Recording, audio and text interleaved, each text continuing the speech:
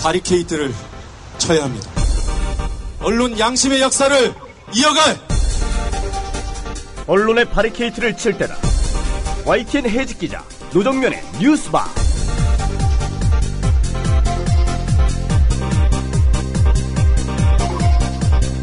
청취자 여러분 안녕하십니까? 어서 오십시오. 11월 19일 뉴스바 문이 열렸습니다. 오늘 뉴스바가 마련한 뉴스 메뉴들부터 살펴보겠습니다. 지난 대선 때 새누리당 박근혜 캠프가 화력을 집중했던 이른바 NLL 포기 문제, 사초 폐기다, 은폐다, 실종이다, 다른 사안으로 물타기가 시도되다가 결국 제자리로 돌아왔습니다. 이렇게 빙빙 돌아온 것은 NLL 포기가 사실이 아니었기 때문입니다. 이제는 NLL 포기에 정치 생명을 걸었던 세력이 책임질 차례입니다. 민주당 측 소송 대리를 맡고 있는 조대진 변호사 만나보겠습니다. 박근혜 대통령이 취임 후 처음 국회에서 연설을 한 어제 대통령 경호부대 소속인 경호요원들과 야당 의원들 사이에 몸싸움이 벌어졌습니다. 서로 상대에게 폭행을 당했다고 주장하는데 대다수 언론에는 경호요원이 맞은 듯 보이는 사진만 실렸습니다.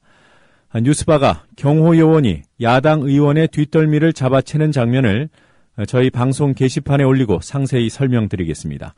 뒷덜미 잡힌 민주당 강기정 의원 전화 연결도 준비하겠습니다. 박근혜 대통령의 시정연설에 대한 가상 보도를 대통령 해외 순방 보도에 준하는 수준으로 준비했습니다. 뉴스의 재구성에서 만나실 수 있습니다. 조감 세상에서는 현대차가 제기한 막대한 액수의 손해배상 소송에 직면해 있으면서도 밀양 희망버스를 제안한 현대차 비정규직 노조 소식 알아보겠습니다. 오늘 시사에너그램 공가를 들으시면 이명박근혜 정권이라는 말이 괜히 생긴 말이 아니구나 생각하시게 될 겁니다. 잠시 뒤에 뵙겠습니다. 자기야, 올 연말엔 어디로 놀러 갈까? 난 계속 회사 나가야 돼. 연말 정산해야지, 결산해야지, 법인세까지. 미리 교육받을 방법은 없을까? 더존 이러닝 있잖아. 더존 이러닝? 더존에서 이러닝 돼? 그럼 난 벌써 연말정산 과정 신청했지. 연말에 쏟아지는 재경 전문가들의 바쁜 업무들, 대한민국 기업 정보화를 선도하는 더존 IT그룹의 공식 교육기관 더존 이러닝에서 해결하세요. 검색창에 더존 이러닝을 검색하세요. 상담 전화는 02-890-5999 02-890-5999. 학교 폭력 피해 80%는 초등학교 때 시작됩니다. 초등학생 가해자는 3배 이상 늘었습니다. 스마트폰 왕따 문자 6배 이상 늘었습니다. 그런데 놀랍게도 피해 학생의 80%는 부모님께 말하지 않습니다. 이젠 걱정하지 마세요. 미리 다 알려주는 자녀 보호 어플 스마트 보디가드가 있습니다. 자녀의 학교 폭력 문자, 인터넷 고민 검색, 실시간 위치, 유해 컨텐츠를 24시간 감지하여 부모님께 다 알려드립니다. 미리 알면 안심할 수 있습니다. 구글 플레이에서 우리 아이 첫 번째 지킴이 스마트 보디가드를 설치하세요. 지금 설치하고 일주일 무료 체험하세요. 신동원 조합원 신청 광고입니다. 고혈압, 동맥 경화 등 윤리와 소금을 많이 먹는 폴란드인의 각종 성인병 극복을 위해서 폴란드 정부가 국책사업으로 지정한 신비의 열매 아로니아. 건강한 변화를 원하신다면 평산네이처 아로니아 진. 이제 대한민국의 건강을 책임집니다. 검색창에 평산네이처를 검색하세요. 문의는 1661-2087 1661-2087.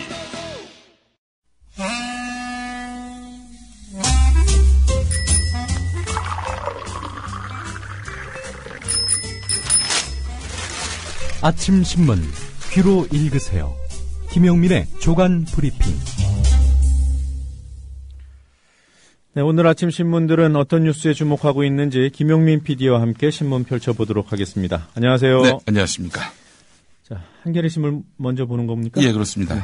어제 박근혜 대통령 시정연설이 있었는데요. 아버지의 흔적, 아버지의 추억이 이렇게 떠올랐다는 기사가 한겨레와 경향신문에 공통적으로 실렸습니다. 박근혜 대통령은 시정연설에서 과거 어려웠던 시절에 우리 경제가 공장에서 연구실에서 기업에서 시장에서 농어촌에서 밤을 잇고 노력하셨던 분들의 땀과 해외의 사막에서 정글에서 탄광에서 목숨 걸고 헌신하셨던 분들의 노력을 밑거름 삼아 일어설 수 있었듯이 지금 우리도 다시 출발점에서 새롭게 시작해야 할 때라고 강조를 했고요. 그러면서 한강의 기적을 또 운운했습니다. 박정희 전 대통령 집권기인 1960에서 70년대에 경제 개발에 종잣돈을 벌기 위해서 중동의 건설 현장과 베트남 전쟁터, 서독 탄광에서 피땀 흘렸던 노동자들의 희생을 언급하면서 그 시절과 같은 경제적 성취를 재현하기 위해서는 의원들의 협조와 동참이 필요하다. 이런 논리였는데요. 이 박근혜 대통령이 주요 연설 때마다 아버지 박정희 대통령 시절을 상징하는 용어를 동원해서 경제 위기 극복이나 시대적 과제 해결을 강조하는 것을 두고 아버지의 그림자를 벗어나지 못했다 이런 지적이 나오고 있는데 한인섭 서울대 교수가 한 말이 있습니다. 시정연설에 한강의 기적, 열사의 사막 등 40에서 30년 전 단어가 재생되고 있다. 나폴레옹 3세라고 하듯 그냥 박정희 2세라고 하는 것이 정확하겠다 이렇게 오집었습니다. 예. 예. 뭐 듣는 분들 귀가 비슷비슷해요. 예, 그렇습니다. 예, 저희도 어제 들으면서 이런 생각했는데. 예. 좀 레파토리를 바꿀 법도 한데 말이죠. 미래, 창조 이런 걸 운운하시는 대통령이라면 말입니다. 자, 이 검찰이 2007년 남북 정상회담 대화록 초본 삭제를 대통령 기록물 관리법 위반이라고 결론 내렸지요. 자, 기록물 전문가들은 어떤 반응을 보였을까? 한겨레가 6면에서 이 문제를 다뤘습니다. 한국국가기록연구원, 한국기록학회 등 기록물 관련 단체로 구성된 기록관리단체협의회가 어제 기자회견을 가졌는데요. 예. 초본은 대화록을 완성해가는 과정에서 생산된 문서로 녹음된 기록을 문서로 옮기는 데 있어서 검독을 위해 작성된 것이다. 초본을 검독한 대통령이 부정확한 녹취를 바로잡도록 지시를 했고 지시 내용이 그대로 문서로 남아있음이 밝혀졌다. 완성물을 보존시킨 상태라면 초본 삭제 행위를 기록물 관리법 위반으로 보기 어렵다. 이렇게 밝혔습니다. 자, 뭐 다 비슷비슷하네요. 뭐 전문가가 아니더라도 상식을 가진 사람이라면은 아니 초본을 지우는 게 이게 법이 위반된다면은 이게 대체 이런 상식밖에 주장이 검찰에서 제기됐다는 것 자체가 참 놀라운 일인데요. 근데 어제 그 기자회견에서 주목된 부분이 하나 있었습니다. 대통령 기록물로 이관된 자료 가운데 대화록이 발견된 봉화 이지원과 똑같은 자료가 포함됐는데도 검찰이 이를 조사하지 않았다는 겁니다. 현재 그 한국기록학회장인 이승휘 교수의 설명을 들어보면은 노무현 전 대통령이 임기를 한 달이 앞둔 2008년 1월 말쯤에 기록물을 이관하기 위해서 청와대 이지원 시스템이 폐쇄됐고 기록물은 폐쇄되기 전까지의 내용을 기록한 외장하드와 폐쇄 이후 자녀 임기까지 모두 포함된 내용을 담은 시스템 전체 두 가지로 나뉘어서 대통령 기록관으로 이제 이관이 됐는데 이번에 검찰 조사는 폐쇄되기 전까지의 내용을 기록한 외장하드만 뒤졌다는 겁니다. 그 모든 자료를 조사하지 않고 폐쇄되기 전까지의 내용을 기록한 외장하드만 조사를 한 것이라는 얘기죠. 검찰이 자료를 다 살폈는지 알 수 없다. 이거 다 살피지 않았다면은 일부분만 취사 선택해서 이것만 갖고 물고 늘어진 것 아니냐 이런 지적입니다. 네. 자, 뭐 사초 파기 의혹, 뭐 새누리당은 여기 아주 어떤 그 계속해서 문제 제기하고 있는 양상인데요. MB 정권에 과연 비할 바일까라는 생각을 해봅니다. 얼마 전에 민주당 우상호 의원이 외교부의 보안문서 현황을 분석해봤더니 MB 정부 말기에 어마어마한 문서 폐기가 있었다. 특히 비밀문서가 폐기됐다. 이렇게 밝혔죠. 매일 평균 수백 건에서 많아야 수천 건에 머물렀던 파기 건수가 정권 교체 시기에 10배 이상 급증했던 것이고 이 파기 과정에서 마땅히 취해야 할 그런 과정들이 있거든요. 규정에 의한 그 어떤 삭제 과정 이런 것들을 무시하고 통으로 없앴다는 거 아니겠습니까? 네. 이것뿐이 아닙니다. 이명박 정부 당시에 국토해양부가 대운하 사업을 4대강 사업으로 위장 추진하기 위해 비밀 자료를 만들고 이 자료를 조직적으로 파기한 사실이 확인됐습니다. 아니 20조가 넘는 혈세가 들어간 사업인데 이런 비밀 자료를 뭐 제멋대로 파기한 거. 이거는 과연 용서가 될 일인지, 이 사초 파기에 있어서 노무현 전 대통령은 이명박 전 대통령 앞에서 명함을 내밀 수 없는 존재입니다. 뭐 이 정부 들어와서도 외교 문서들이 상당량이 이미 파기됐다고 예. 그런 보도가 있었죠. 그렇습니다. 뭐 이런 그 완성본이 있다면 초본 삭제는 위법이 아니다. 이걸 전문가들에게까지 물어봐야 한다니. 예. 또 게다가 노무현 전 대통령이 초본에 나와 있는 이런 내용 잘못됐다. 라고 언급한 내용까지 기록물로 남겼단 말이죠. 예. 뭐가 문제예요 도대체? 그러니까 핵심은 NLL 포기 발언이 있냐 없냐죠. 예. 애초에 그 문제 갖고 계속 이렇게 그게 안 되니까 불을 여기까지 온 지폈던 거야. 예. 새누리당 아닙니까? 근데 그 문제는 어디 갔는지 모르겠어요. 그게 잘 안 되니까 이쪽으로 넘어온 거죠. 자, 이런 새누리당이 내년에 그 지방선거에서도 선택받기 위해 몸부림을 지금 치고 있습니다. 후보 경쟁력에만 지금 주안점을 두고 있는 것 같은데요. 후보 경쟁력만의 문제가 될까요? 선거에서 말입니다. 자, 새누리당이 내년 6월 지방선거에서 서울시장 후보 선출 방식을 단순 경선에서 경쟁력 있는 후보 만들기 방식으로 전면 수정한다는 내용이 오늘 동아일보 6면에 실렸습니다. 어제 그렇지 않아도 국민일보 보도 제가 소개를 해드렸죠. 네. 새누리당이 내년 지방선거에서 박원순 서울시장과 맞붙을 대항마를 찾기 위해서 김왕식 그리고 안대희, 진영, 조윤선, 홍정욱, 정몽준 뭐 이런 분들을 이제 가상 대결을 해서 여론조사를 했는데 그 어떤 후보도 박원순 시장과 맞대결조차 힘들다는 분석 결과가 나왔죠. 박원순 시장이 압도적으로 이기는 걸로 나왔다는 얘기입니다. 자, 이런 기사가 나오고 그 다음날 동아일보에 관련 기사가 또 실렸네요.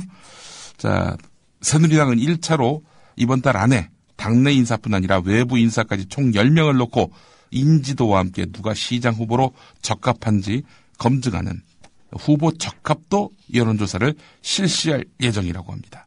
조사는 당 정책연구소로서 여론조사 기능을 맡고 있는 예전엔 여의도연구소, 지금은 여의도연구원에서 맡습니다.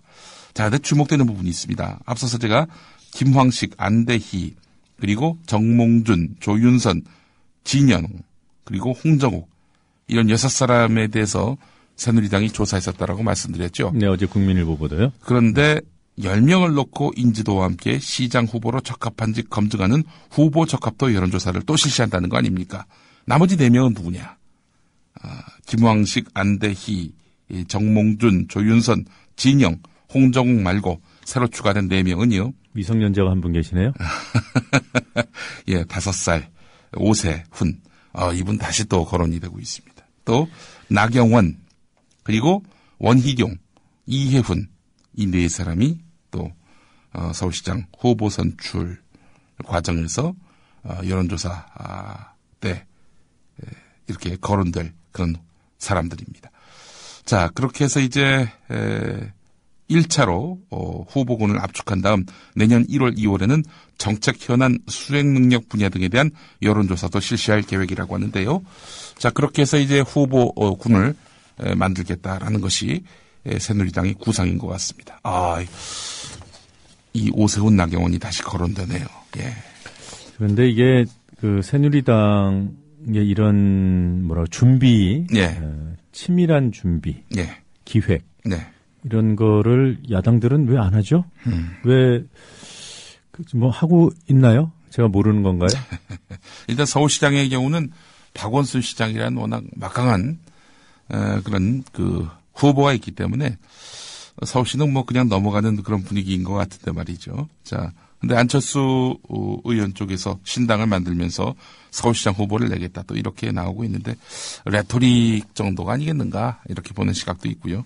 하여간 박원순 시장의 어떤 현재 그 위상으로 보자면은 야권에서 필적할 다른 후보를 과연 찾을 수 있을지 후보 경제 후보 찾는 것뿐만 아니라 박원순 시장의 재선을 위한 전략 또한 제대로 수립하고 있는지 야권에서의 어떤 역동적 흐름은 지금 목격되지 않고 있습니다. 뭐든 박원순 시장 개인에게는 또 어떤 그런 계획이 있는지 이것도 좀 궁금해지긴 하는데 말이죠. 자, 저는 이 부분에서 예측 하나 하겠습니다. 오세훈, 나경원 집중적인 띄우기가 방송에서 시작될 것이다. 지난 2011년 재보선 과정에서 오세훈 시장 또 나경원 후보 타격을 입지 않았습니까? 자, 이들의 복권을 위해서 이 방송들이 무던히도 노력할 것이다. 각종 예능 오락 프로그램에도 등장하는 것은 물론이고 여러 가지 방식을 통해서 이 사람들 다시 당내 유력 주자로서 힘을 얻을 수 있도록 뒷받침할 것이다. 저는 이렇게 예측합니다. 언론을 장악하고 있는데요. 뭘 못하겠습니까? 아이, 그래도 설마요. 설마요? 지각 있는 국민들은 보고 웃겠죠. 예. 자, 국민TV가 아주 심도 깊게 지금 취재하고 보도하고 있는 것 중에 하나가 바로 여의도 순복음교회 조용기 원로 목사의 수천억대 교회 돈 빼돌렸다는 의혹, 또 불륜 의혹 이런 거 아닙니까? 자, 후속 보도가 어제 국민TV 라디오를 통해 정오 뉴스로 나왔습니다. 오늘 네. 한겨레도 관련 기사를 실었는데요. 여의도 순복음교회가 지난 일요일에 당회 운영위원회를 열었습니다. 그래서 조용기 목사의 비리 의혹 조사를 위한 특별조사위원회를 구성하기로 했고요. 원로장로회 회장인 강희수 원로장로를 위원장에 임명했다고 합니다. 자, 교회 쪽은 교회 바로 세우기 장로기도 모임이 지난 14일에 기자회견을 통해 주장한 조용기 목사 일가의 비리 의혹에 대한 조사 결과에 따라서 당사자들에게 엄중한 책임을 묻기로 했다. 이런 얘기인데요. 표면적으로는 이렇습니다. 회견 내용이 사실이 아닌 것으로 밝혀질 경우 회견을 주도한 장로들에게 책임을 묻고 의혹이 사실로 확인되면 조용기 목사 일가의 책임을 물을 수밖에 없다는 겁니다. 공정하게 하겠다 이런 뜻으로 보이는데 말이죠. 어제 저희 국민TV 라디오 정오 뉴스에 나온 내용은 한 발 더 나갑니다. 교회 다른 관계자들을 취재했는데 네. 장로들이 기자회견을 통해 제기한 의혹들의 상당 부분이 이미 교회의 조사 과정을 거친 만큼 사실관계를 재조사하는 일은 어렵지 않을 것이다 라고 얘기했습니다. 이미 교회 공식기구 윤리위원회 감사위원회를 통해서 조용기 목사의 여러 가지 또 비리와 또 불륜 관계에 대해서 실체가 규명되지 않았습니까? 네.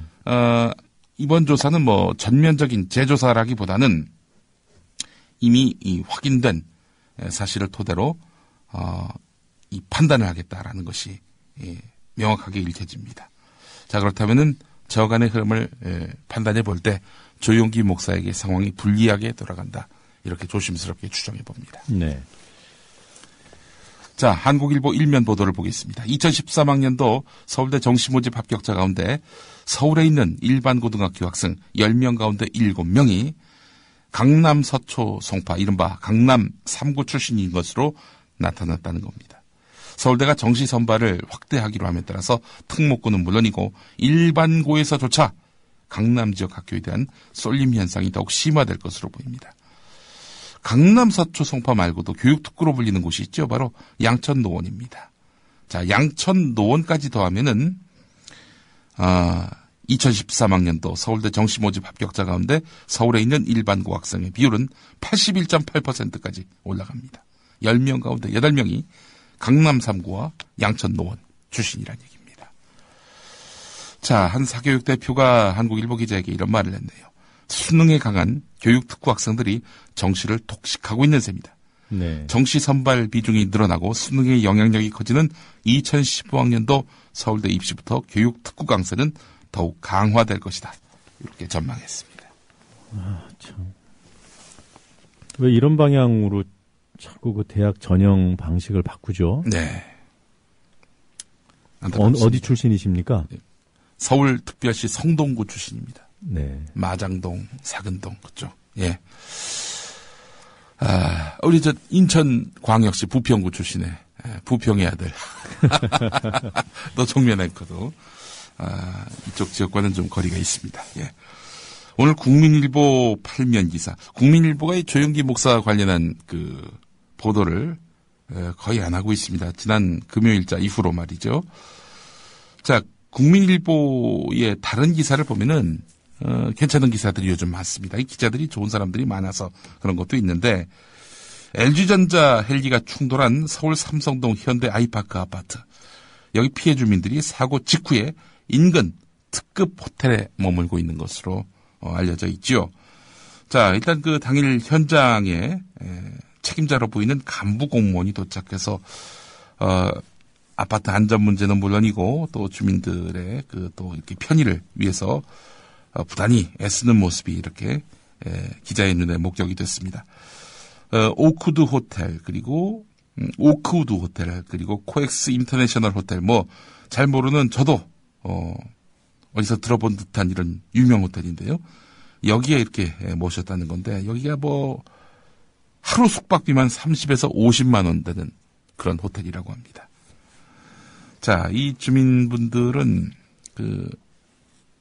하여간 반나절도 걸리지 않고 그곳에 이제 투숙하고 있다고 하는데 말이죠.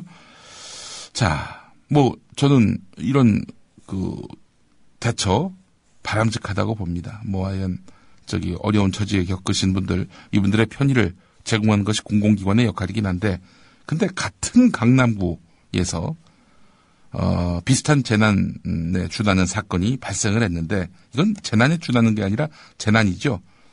자, 그런데 이 같은 강남구에서 벌어진 일인데 공무원들의 태도는 거의 180도 다릅니다. 2년 5개월 전으로 한번 가보겠습니다. 2011년 6월 12일 삼성동 인근 포이동 재건마을에서 대형 화재가 발생했습니다. 판자촌 96구 가운데 75가구가 모두 다 없어졌습니다.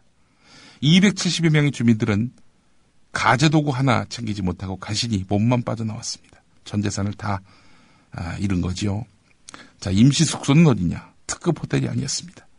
3층짜리 막루 형태의 컨테이너 마을 회관. 네, 여기가 임시 숙소였습니다. 1차 복구가 시작된 8월 2일까지 2달 가까이 여기서 지냈습니다. 그런데 컨테이너 시설에 물이 끊겨서 양재천에서 물을 길어다 썼고 식사는 대한적십자사 밥차의 도움을 받아 해결했습니다. 정신적 충격을 받은 아이들은 대학생 자원봉사자 30여 명이 돌보았습니다. 당시 강남구청은 화재 다음 날 주민들의 임시거처를 인근 구룡초등학교 체육관에 마련했습니다. 제목이 이렇습니다. 달라도 너무 다른. 강남구청 공무원들이 이번 현대 아이파크 주민들 피해 보신 분들을 특급 호텔에 모신 것에는 동의한다고 하셨죠? 네. 저는 동의하지 않습니다. 그렇습니까? 이건 위화감을 조성할 수 있고요. 네. 적정한 수준의 대책 마련이 그게 공공기관이 할 역할이라고 저는 생각해요. 좋은 저는 것이 무조건 좋다고 생각하지 않습니다. 저는 포이동 판자촌 주민들도 특급 호텔에 모셔야 마땅하다고 봅니다. 그렇다면은 이번 삼성 아이파크 주민들을 특급 호텔로 모시는 행위는 정당하다 이렇게 보는 건데 만약에 그렇다면 그렇게 동일한 기준을 적용한다면 뭐 거기에 대해서 문제 제기를 하고 싶은 생각 없는데 제 개인적인 판단은 이번 삼성동 아이파크 주민들은 낮췄어야 되고요. 우리 포이동 주민들의 대피처는 지금보다 훨씬 높였어야죠. 그렇게 해서 균형을 맞췄어야 되지 않나. 네. 오늘 또 조선일보 때문에 아마 우리 노종면 앵커가 좀 열받으실 것 같은데 말이죠. 11면 보겠습니다.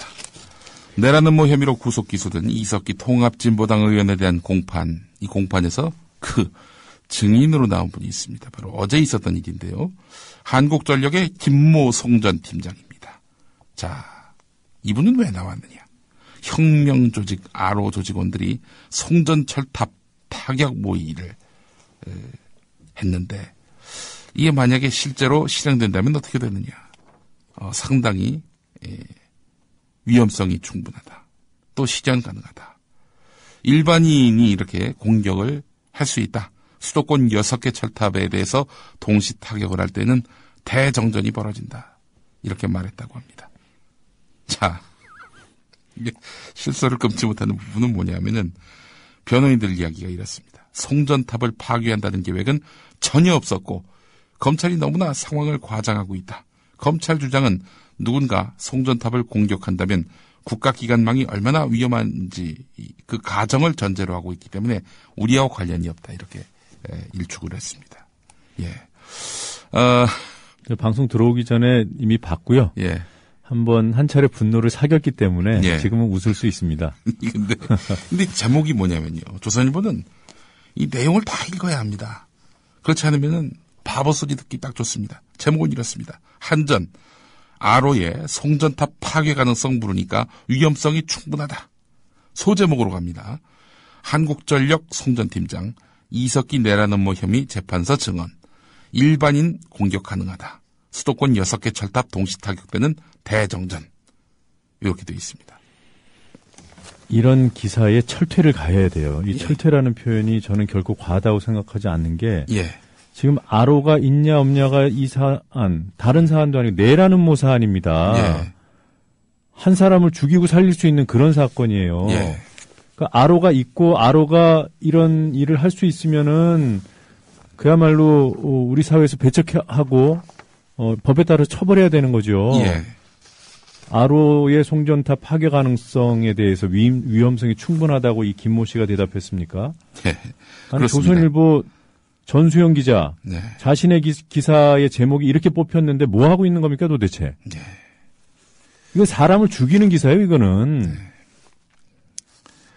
자, 같은 사안인데 한겨레는 또 어떻게 보도하는지 한번 보겠습니다. 한겨레 6면에 관련 기사가 있는데 한겨레가 입수한 국정원의 수사 보고 내용을 보면은 5월 12일 이른바 합정동 모임에서 녹음된 내용을 옮긴 62쪽 분량의 녹취록에서 234곳, 그 이틀 전인 5월 10일 이른바 곤지암 모임에서의 녹음 내용을 옮긴 녹취록 38곳 등 녹취록 2개에서만 272곳을 수정해서 재판부에 낸 것으로 확인됐다는 겁니다.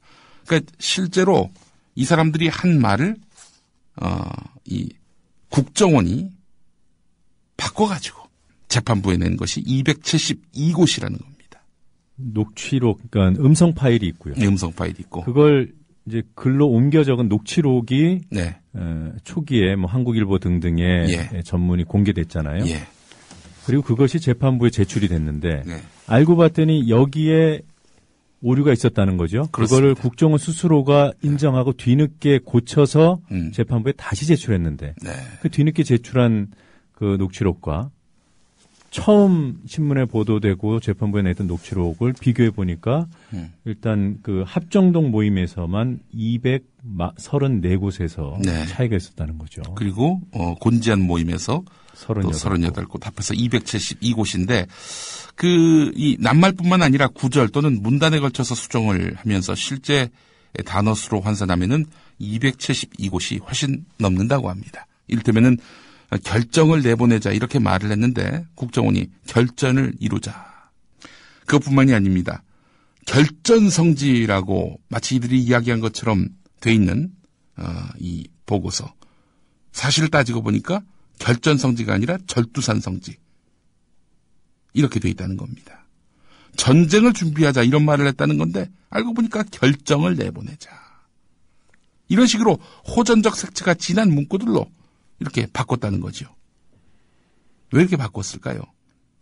이 사람들이 내란 음모를 획책했다라는 이미지를 뒤집어 씌우려고 하는 그런 의도가 확연히 드러나는 거죠. 뭐 결국 나중에 국정원에서 이걸 다시 고쳤습니다. 하지만 아무래도 이 국정원의 의도가 무엇이었는지를 의심하지 않을 수가 없고요. 이석기 의원을 그런 식으로 완전히 매도할 당시만 하더라도 재미 많이 봤죠, 국정원이. 재미를 많이 봤습니다. 이게 어떤 일관성이 있는지를 봐야 될 것 같아요. 틀린 네. 곳들이 네. 단순한 뭐 토시가 잘못 들려서 뭐 단어, 토시 뭐 이런 게 틀린 건지 네. 아니면 일관되게 결정을 뭐 결전으로 바꾸고 네. 선전을 성전으로 바꾼 이런 어떤 일정한 흐름. 네. 마치 뭐 내란을 음모하고 전쟁에 대비하는 그런 흐름을 보이는지가 상당히 중요한 부분인 것 같은데. 그렇습니다. 지금까지 한겨레가 이 부분 쭉 보도해오고 있지 않습니까? 예. 지금까지 신문에 적시된 사례들은 그런 흐름이 보여요. 예. 조중동에는 이런 기사 안 나옵니다. 예. 자, 아니 국정원 자기들은 이렇게 초본을 멋대로 이렇게 고쳐도 되고 노무현이 하면 안 되고 뭐 그런 겁니까? 서상기 정보위 위원장이 그랬다면서요? 예. 한 글자라도 건들면 조작이다. 어이구 좋은 말씀하셨네. 네, JTBC에 나와서 그렇게 했습니다. 이 기사도 우리가 유념해 볼 필요가 있습니다. 우리나라가 주한 미군에게 어마어마한 그런 방위비 분담금을 주고 있죠. 자, 이 돈 모자랄까요? 계속 올려달라고 하고 있지 않습니까? 자, 오늘 한겨레 일면을 보겠습니다. 주한미군이 한국 정부한테서 받아간 방위비 분담금 잔액에서 2006에서 2007년 2년 동안 566억 원의 이자 소득을 올린 사실이 확인됐다는 겁니다. 2006년에서 2007년 단 2년간 566억 원.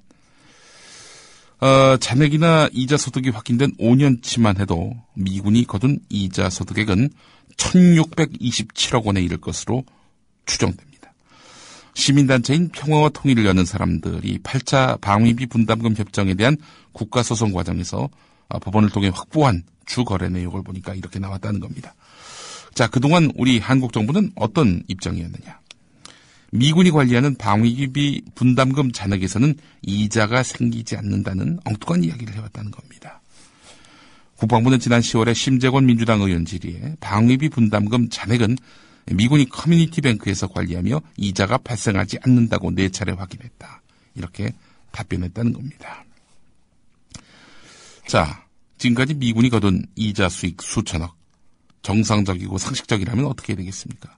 아니, 쓰다 남은 돈 아닙니까? 대한민국 정부 국고에 환수해야 마땅한 거 아닙니까? 이게 상식입니다.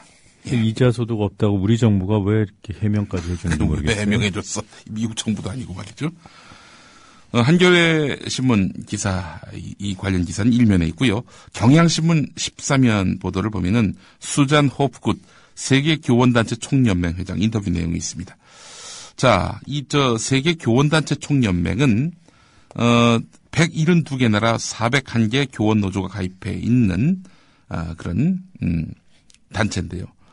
이념과 무관하게 교사들의 권리 보호를 목적으로 하고 진보 보수 다 회원으로 있다라고 말을 했는데 전교조뿐만 아니라 교총도 함께 가입되어 있습니다. 자, 여기에 회장이 경향신문과 인터뷰를 했는데 이런 말을 했습니다. 삼성이 휴대전화를 전 세계에 판매하는 것은 더 나은 커뮤니케이션, 즉 소통을 위한 것이겠지요. 그런 나라에서 교사들의 표현의 자유, 결사의 자유를 막는다는 것은 참 모순입니다. 국제적인 교육회의에 참석할 자격도 없습니다.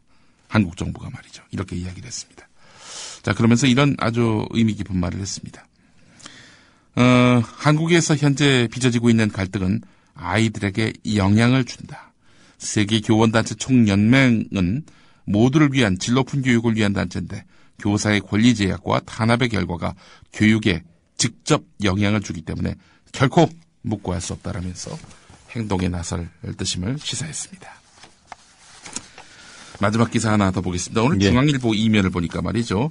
연세대학교 학생들을 상대로 진행한 종합일간지 인식평가와 구독률 조사를 다룬 기사입니다. 중앙일보가 종합 1위를 차지했기 때문에 아무래도 중앙일보가 기사로 다뤘겠죠.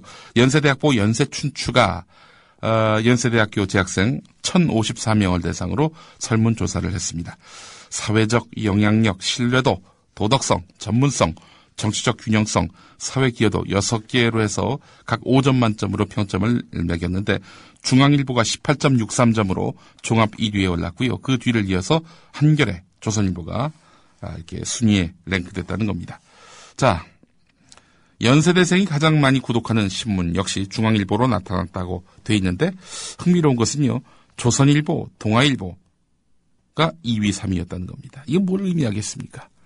대학생이 보는 신문이 아니라 대학생이 속한 가정에서 보는 신문이란 얘기 아닐까요? 자기 돈 내고 대학생들이 보는 신문이 1위 중앙, 2위 조선, 3위 동아다. 이렇게 볼 수 있을까요? 상식적으로. 자, 그리고 중앙일보 기사에 없는 게 있습니다. 제가 연세춘추 사이트 들어가서 확인해 봤는데 각 항목별로 조사한 게 있습니다. 가장 신뢰도 높은 신문은 한겨레였습니다. 그 다음이 중앙, 그 다음이 경향이었고요. 가장 도덕적인 신문은 경향신문이 1위였습니다. 그 다음 한겨레, 그 다음 한국일보, 그 다음 국민일보네요. 가장 정치적으로 균형 잡힌 신문은 한국일보로 나타났습니다. 한국일보, 서울신문, 세계일보 순이었는데요. 자, 진짜 중요한 내용은 이겁니다. 연세인이 현재 구독하지 않지만 구독료를 내고 구독하고 싶은 신문은 한겨레가 1위를 기록했고요. 그 다음 중앙일보, 경향신문, 조선일보 순이었습니다. 자, 그런데 1위가 한겨레라고 말씀드렸는데 진짜 1위가 따로 있습니다. 정기 구독하고 싶은 종이신문이 없다. 이게 전체 응답자의 40.7%고요. 한겨레는 24.5%였습니다. 가장 눈에 들어오는 부분이요. 저는 네. 가장 도덕적인 신문. 예. 여기에 중앙일보는 안 들어있네요. 중앙일보 안 들어있고요. 조선동아도 뭐 안 들어있습니다. 5위권 안에 말이죠. 오늘 여기까지 하겠습니다. 네, 잘 들었습니다. 네. 우리라이프 상조 홍대리입니다. 정치자와 국민TV조합원의 성원에 힘입어 저희 사장님이 국민TV와 본격적인 업무 제휴를 하기로 하고 시원하게 쏘셨습니다. 우리라이프 상조는 어떤 위협에도 굴하지 않고 국민TV와 함께하는 신뢰받는 상조회사가 되겠습니다. 저희가 최고라고 하지 않겠습니다. 하지만 최선을 다하겠습니다. 열심히 하겠습니다. 지켜봐 주시고 도와주십시오. 1600-3267, 1600-3267 국민TV와 함께하는 우리라이프 상조 홍대리였습니다. 개념상조 우리라이프 상조가 여러분들의 성원에 힘입어 국민TV와 함께 상생할 수 있는 제휴를 맺었습니다. 우리라이프 상조는 참다운 상조 서비스를 위해 바른 길만 가겠습니다. 지금 가입하시면 회원님이 납입하신 소중한 납입금의 10%를 매달 국민TV 발전을 위해 사용하겠습니다. 1600-3267 국민TV와 함께하는 우리라이프 상조입니다. 국민TV를 후원하는 새로운 방법, 국민TV 기념품 출시. 국민TV 기념 손목시계, 볼펜, USB 메모리, 스포츠 등산 양말 등 각종 기념품들이 계속 출시됩니다. 판매 금액의 25%는 국민TV에 후원합니다. 국민TV와 함께하는 쇼핑몰 폭스마켓. 문의는 1566-5476, 1566-5476. 검색창에 폭스마켓을 입력하세요. 김철기 조합원 신청 광고입니다. 국민TV와 함께하는 핸드폰 쇼핑몰 T3010 조합원에겐 최대 27만원까지 할인해드리며 판매금의 일부는 미디어 협동조합 국민TV에 후원됩니다. 검색창에 T3010을 검색하세요. 국민TV와 함께하는 핸드폰 쇼핑몰 T3010 문의는 070-7663-9386 070-7663-9386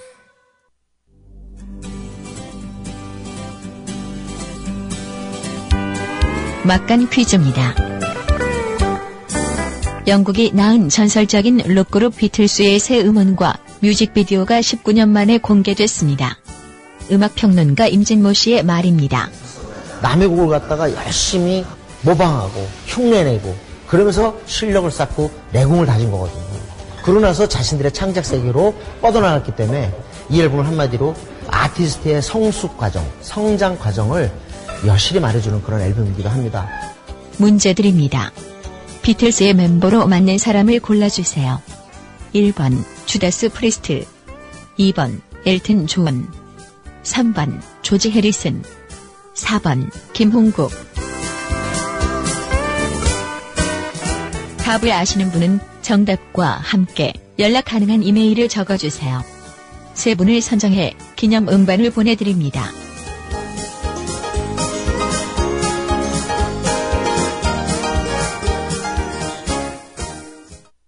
돌발 영상을 보실 때마다 그 뒤에 숨은 제작자가 궁금하지는 않으셨습니까? 돌발 영상 노종면 PD. 자, 국보 1호 숭례문의 붕괴 가능성이 시간이 갈수록 더 커지고 있습니다. 네, 현장 상황을 좀 정리를 해주셔야겠어요.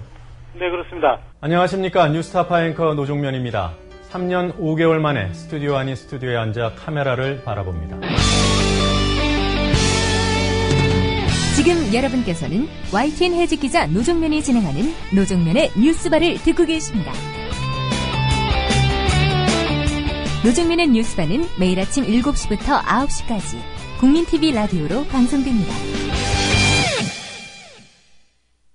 那鉴于当前叙利亚局势， 국제뉴스 한반도 정세를 한눈에 황준호의 월드 리뷰.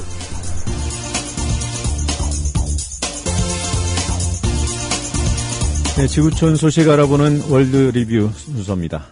국제 뉴스 전문 캐스터 황준호 기자 연결하겠습니다. 황준호 기자님 안녕하세요. 네, 안녕하십니까. 일본 후쿠시마 원전 해체 작업이 본격적으로 시작됐군요. 어제부터 후쿠시마 제1원전의 핵연료 반출 작업이 시작되면서 앞으로 한 40년 정도가 걸릴 걸로 예상되는 후쿠시마 핵발전소의 해체 작업이 시작됐습니다. 4호기의 핵연료를 저장해 놓은 수조, 그러니까 수영장 같은 곳에 넣은 곳에서 연료봉 1,533개를 꺼내는 작업을 어제 개시한 건데요. 앞으로 3단계로 진행될 예정입니다. 우선 4호기 건물 꼭대기에 설치된 크레인으로 수송용기, 캐스크라고 불리는 수송용기를 끌어다가 물속에다 집어넣고 물 안에서 핵연료봉을 수송용기 하나당 22개씩 담습니다. 그리고 그 용기를 수조 밖으로 꺼내서 지상으로 올리고요. 그거를 한 100m 정도 떨어진 공용 수조라는 곳으로 옮기게 됩니다. 그게 4호기에서 다 끝나면 1, 2, 3호기에서도 같은 방식으로 핵연료봉을 옮기는데 그 작업이 총 2018년까지 진행될 것으로 보입니다. 이 해체가 40년 걸리는 게 맞아요? 이것까지 하는 게 2018년까지고요. 그 다음에 이제 폐로 작업이라는 마지막 단계에 진입하는데요.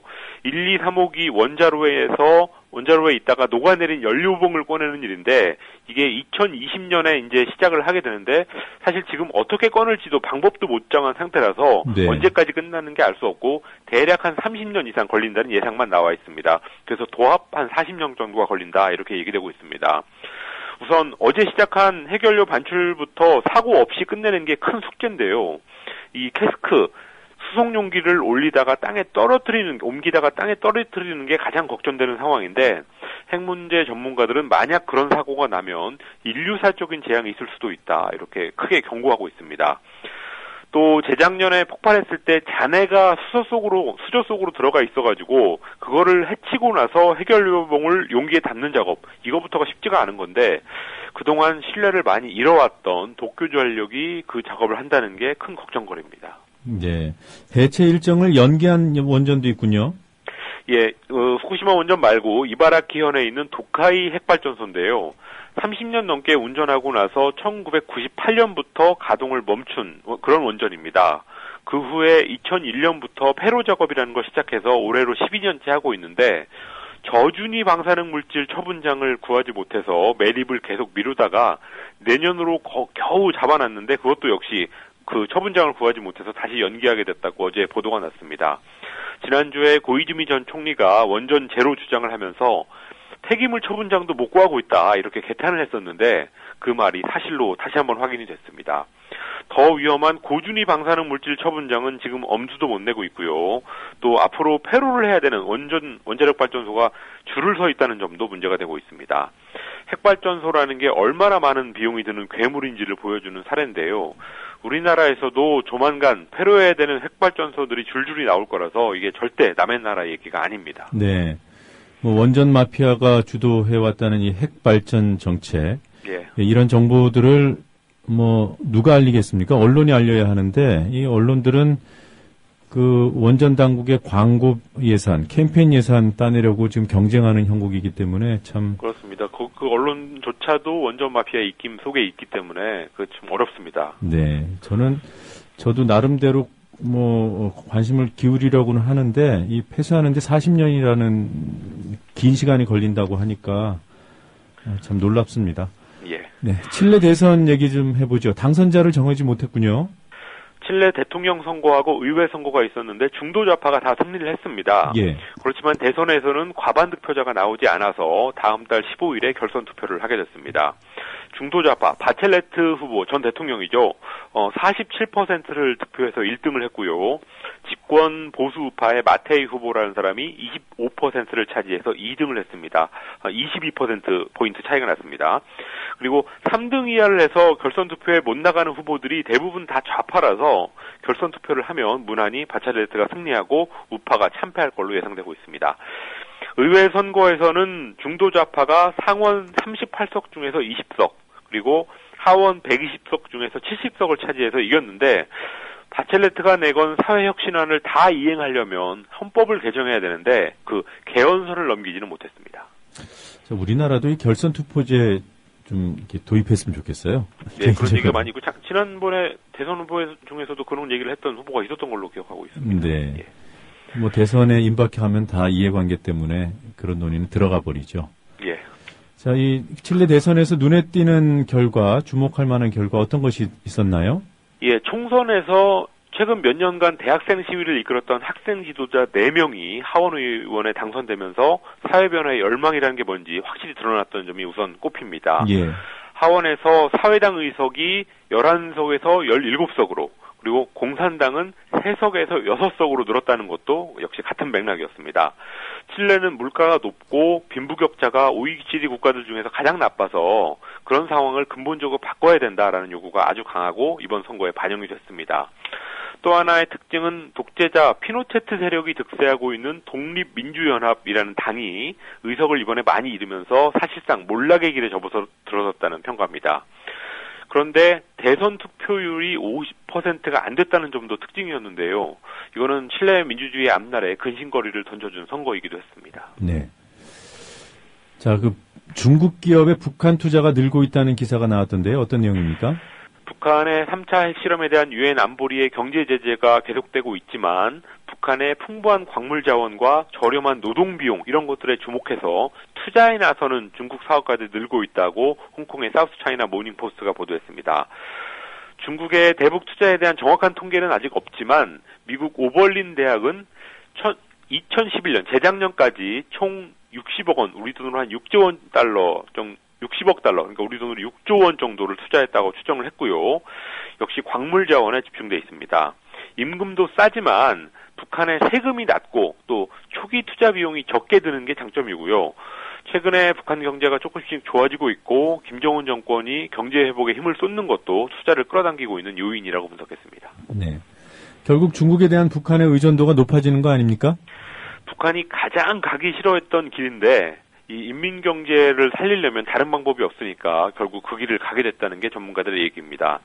북한은 중국에 대해서 독립성을 유지하는 것을 상당히 중시했고 건국 이래로 중시해 왔었고 김대중 노무현 정부 시절에 남북 경제협력에 북한이 나선 이유도 중국이랑 하느니 차라리 남쪽이랑 하겠다 이런 계산이었는데요. 이명박 정부 이후에 개성공단 말고는 남북의 경제협력이 완전히 중단되면서 대중국 종속이 높아지고 있습니다. 우리 입장에서 봐도 뭐 평화나 통일 이런 것도 중요하지만 경제적으로만 볼 때도 북한이라는 기회의 땅을 점점 놓치고 있는 게 아닌가 우려되고 있습니다. 내일부터 이란 핵 협상이 시작된다고요? 예. 네, 프랑스 입장이 강경합니까? 열흘 전에 이란 핵 협상이 타결 일부 직전까지 갔다가 안 됐었고 20일 내일부터 다시 만나기로 했었습니다. 이란 핵 협상은 당사자인 이란하고 유엔 안보리 상임이사국 5개 나라 그리고 독일이 참여하고 있는데요. 통상적으로는 이 강경 총대를 매는 게 미국이었습니다. 그런데 오바마 대통령이 이 이란 핵 문제를 꼭 타결하고 싶어서 조금 유연한 태도를 보이니까 이번에는 프랑스가 강경한 입장을 고수하고 있습니다. 미국의 국제문제 전문 언론인 파리드 자카이라라는 사람이 프랑스가 이번에 워낙 세게 나오니까 미국이 오히려 이성적으로 보인다 이런 논평을 했었습니다. 그러니까 이건 사실 미국의 요구도 좀 너무 심한 건데 프랑스가 더 심하다 이런 얘기였는데요. 프랑스 올랑드 대통령이 어제 이란의 최대 적국 이스라엘에 가서 이란에 대한 4가지 아주 높은 요구 조건을 발표했습니다. 프랑스가 이러는 이유가 있습니까? 기본적으로 프랑스는 소위 이스라엘 로비가 통하는 나라인데요. 사실 미국보다 유대인들의 목소리가 프랑스가 더 세다 이런 평가도 있습니다. 그리고 최근에 미국의 협상 태도에 대해서 이스라엘이 분노하면서 공략 대상을 프랑스로 바꾼 것도 프랑스를 강경하게 만든 배후의 원동력이 되고 있습니다. 네. 자, 몰락한 사이클 영웅 랜스 암스트롱. 이 암스트롱이 폭탄 발언을 했어요. 사이클 영웅이었다가 약물 복용 사실이 드러나서 몰락했던 랜스 암스트롱이 국제 사이클 연맹의 전 회장이었던 베르브르겐이라는 사람이 자기의 도핑을 묵인하고 도운 배후 인물이라고 폭로했습니다. 영국 데일리메일 인터뷰에서 한 얘기인데요. 베르브르겐이 약물 복용 사실이 드러나면 사이클 스포츠가 큰 타격을 입으니까 함께 너랑 나랑 둘이 뭔가를 해야 된다 이런 말을 했다고 토론했습니다. 일종의 같이 죽자는 물귀신 작전일 수도 있지만 암스트롱이 세계 최고 권위의 뚜르드 프랑스 대회를 7연패하는 동안 발각이 안 된 거를 보면은 그런 도움이 없지 않고서는 어려웠을 것 같기도 합니다. 그렇지만 세상에 비밀이란 게 없어서 작년에 도핑 사실이 드러나면서 암스트롱은 사이클계에서 영구 제명됐고 올해 초에는 스스로 도핑을 시인했는데요. 사이클계뿐만 아니라 미국의 명예 그리고 스포츠계 전체에다가 너무 큰 상처를 남긴 사건이었습니다. 네, 오늘도 여러 가지 소식 잘 들었습니다. 고맙습니다. 감사합니다.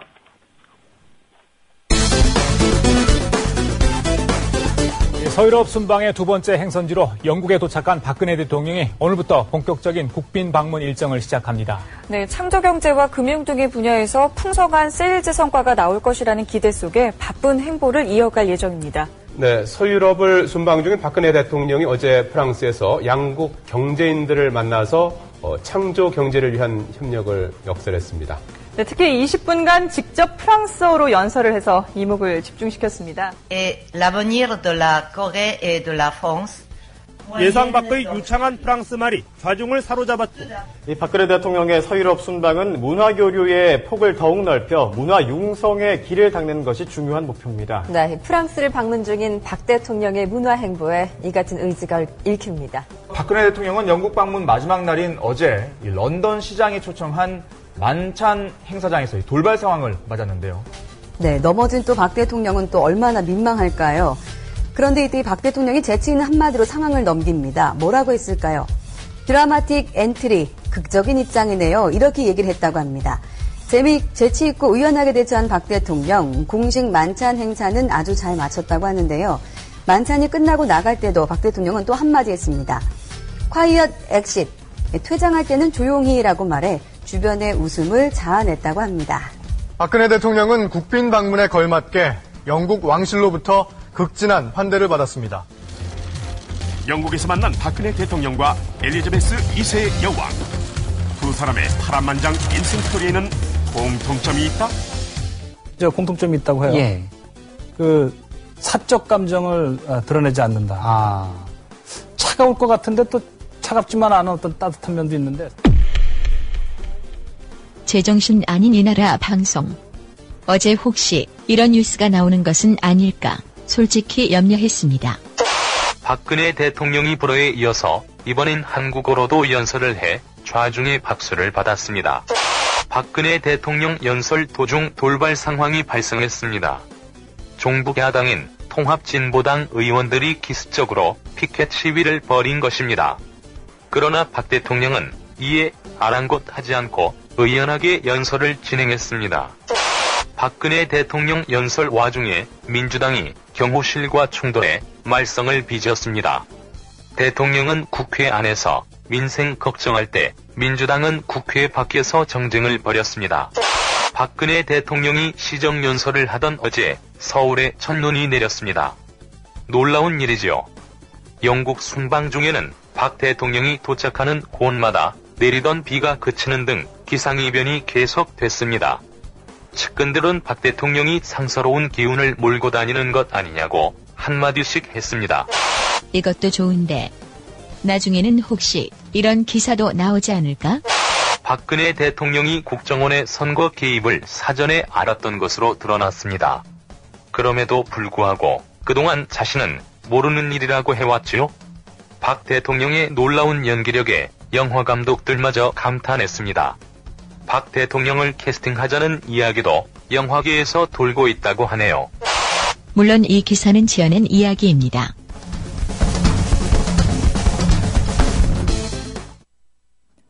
노종면의 뉴스바와 함께하고 계신 지금 시각은 7시 51분입니다.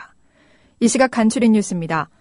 박근혜 대통령은 어제 국회 시정연설에서 최근 야당이 제기하고 있는 여러 문제들을 포함해 무엇이든 국회에서 여야가 충분히 논의해 합의점을 찾아준다면 존중하고 받아들일 것이라며 국가기관 대선 개입 의혹과 관련한 야당의 특검 요구, 국정원 개혁 특위 구성 등 정치 쟁점을 국회에 맡겼습니다. 이에 새누리당은 특검은 받아들일 수 없으나 국정원 개혁을 위한 국회 특위를 수용하겠다며 민주당에 협의를 제안했습니다. 국회는 오늘 본회의를 열어 정홍원 국무총리를 비롯한 국무위원들을 출석시킨 가운데 정치 분야 대정부 질문을 합니다. 닷새간의 대정부 질문 일정 가운데 첫날인 오늘 여야 의원들은 국가기관과 공무원 노조 등의 대선 개입 의혹, 검찰의 2007 남북 정상회담 대화록 수사 결과 등의 정치 현안들을 놓고 질의를 벌일 예정입니다. 박근혜 대통령은 어제 시정연설에서 제조업, 입지, 환경 분야 중심으로 추진되어 온 규제 완화를 전 산업 분야로 확산해 투자 활성화의 폭을 넓히겠다고 강조했습니다.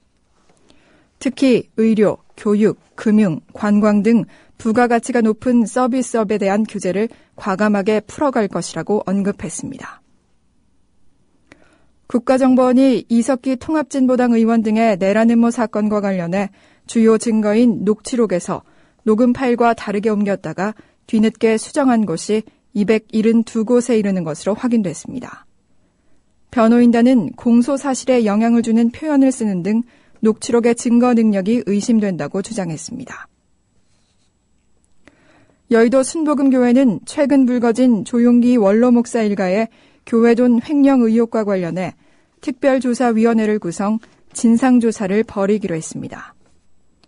교회 쪽은 여의도 순복음교회 교회 바로세우기 장로 기도 모임이 지난 14일 기자회견을 통해 주장한 조 목사 일가의 비리 의혹에 대한 조사 결과에 따라 당사자들에게 엄중한 책임을 묻기로 했습니다. 한국 차기 전투기 기종으로 F-35의 구매가 우위를 차지하는 가운데 다른 나라에선 선주문한 F-35 구매를 취소하거나 연기하는 사례가 속출하고 있는 것으로 알려졌습니다. 천문학적인 기체 가격 인상과 개발 중인 전투기란 점이 영향을 미치고 있는 것으로 보입니다. 씨름이 승부조작 논란에 휩싸였습니다. 검찰은 승부조작에 가담해 1,000만 원대의 돈을 받은 혐의로 26살 안모 씨 등 씨름 선수 2명을 구속했다고 밝혔습니다. 오늘 아침 초겨울 추위를 보이고 있습니다. 내륙 곳곳에는 산발적으로 눈이 내리는 곳도 있습니다. 현재 서울과 강릉이 0도, 전주 4도로 어제 같은 시각보다 1에서 2도가량 낮습니다. 또 바람이 강하게 불기 때문에 체감온도는 영하권에 머물겠습니다. 서울 지역 현재 기온 0도입니다. 지금까지 이 시각 간추린 뉴스 아나운서 김희주였습니다. 국민TV가 이번엔 대구로 갑니다. 미디어 협동조합 대구 경북지역 조합원 한마당 공정방송 됐나 됐다 국민TV 아이가가 이번 주 23일 토요일 낮 2시 대구광역시 수성구 청소년 수련관에서 개최합니다. 가수 손병유의 미니 콘서트, 최동석 이사의 왜 협동조합인가 특강, 이재희 이작가와 문희정 아나운서가 진행하는 이작가 문희정의 라이벌 공개방송으로 꾸미는 이번 한마당에 대구 경북조합원과 시민 모두를 초대합니다.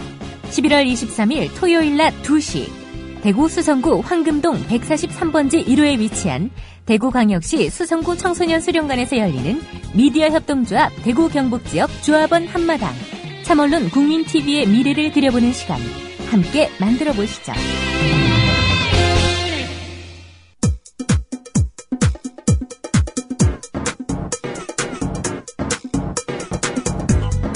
노정면의 뉴스바 이제는 이슈 탐험입니다. 지난해 대선 때 새누리당의 비상계획, 이름하여 컨틴전시 플랜은 노무현 대통령이 김정일 위원장 앞에서 NLL을 포기하는 이른바 구걸회담을 했다는 걸 폭로하는 것이었습니다. 1년에 걸쳐서 사초 실종이다, 기록 삭제다, 진실 은폐다, 온갖 물타기가 진행됐지만 NLL 대화록 사건의 본질은 NLL 포기 발언의 유무에 있습니다. 지난 6월 국정원이 공개한 대화록에도 포기 발언은 없었고 이번에 검찰이 찾아냈다던 대화록 초안에도 역시 포기 발언은 없었습니다. NLL 포기 발언이 있다고 주장한 세력, 그 주장으로 득을 보고 전국을 어지럽힌 자들에게 이제 책임을 물어야 하는데 검찰이 과연 그럴 수 있을까요? 민주당 측 소송 대리인인 조대진 변호사 전화 연결돼 있습니다. 조 변호사님 안녕하세요. 예, 안녕하십니까. 네, 네. 그 민주당이 고발한 사람들이 누구죠? 네, 민주당이 1차로 서상기 의원과 조원진, 조명철, 정문원, 윤재옥 의원과 남재준 국정원장과 한기범 제1차장을 고발했고요. 네.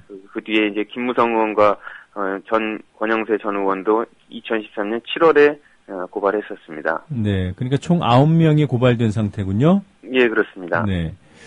지금 검찰 수사가 남재준 원장이 지난 6월에 공개한 것만 대상으로 하는 건가요? 아니면 지난 대선 전에 유출된 의혹까지 수사를 하나요? 지금 전체적으로 보면 세 부분이라고 말씀드릴 수 있는데요. 네. 2013년 6월 20일 날 새누리당 정보위원들에게 발췌록을 열람시킨 부분하고요. 네. 2013년 6월 24일 날 남재준 위원장이 전문을 국회 정보위원들에게 열람시킨 부분. 네. 그리고 이제 김무성 현 의원과 권영세 전 의원이 이들이 지난 대선 과정 등에서 대화록을 사전 입수해서 읽어보았다고 하고 이를 인용하면서 선거운동을 한 부분에 대한 사전 유출 의혹 부분에 대해서 수사를 하고 있는 걸로 알고 있습니다. 네. 조대진 변호사께서 고발인 조사를 받으셨죠? 예, 그렇습니다. 예, 몇 번이나 받았습니까? 일단, 6월 달에 고발을 받았고요. 네. 그 추후에는 이제 6월에 고발을 하고 8월에 고발인 조사를 받았는데요. 네. 그 외에는 이제 검찰이 추가적으로 수사를 통해서 밝힐 부분이라는 의견서를 전달하고 수사 결과를 기다리고 있는 상황입니다. 네. 지금 검찰이 주로 어떤 점을 수사를 하고 있다고 보십니까? 검찰은 과정에서 이제 고발 취지가 무엇인지 그리고 어떠한 의미에서 각 법률 위반이라고 저희들이 주장을 하고 있는지 네. 또 또한 위반이라고 본다면 정당한 열람 절차가 무엇인지에 대해서 집중적으로 물어봤습니다. 네.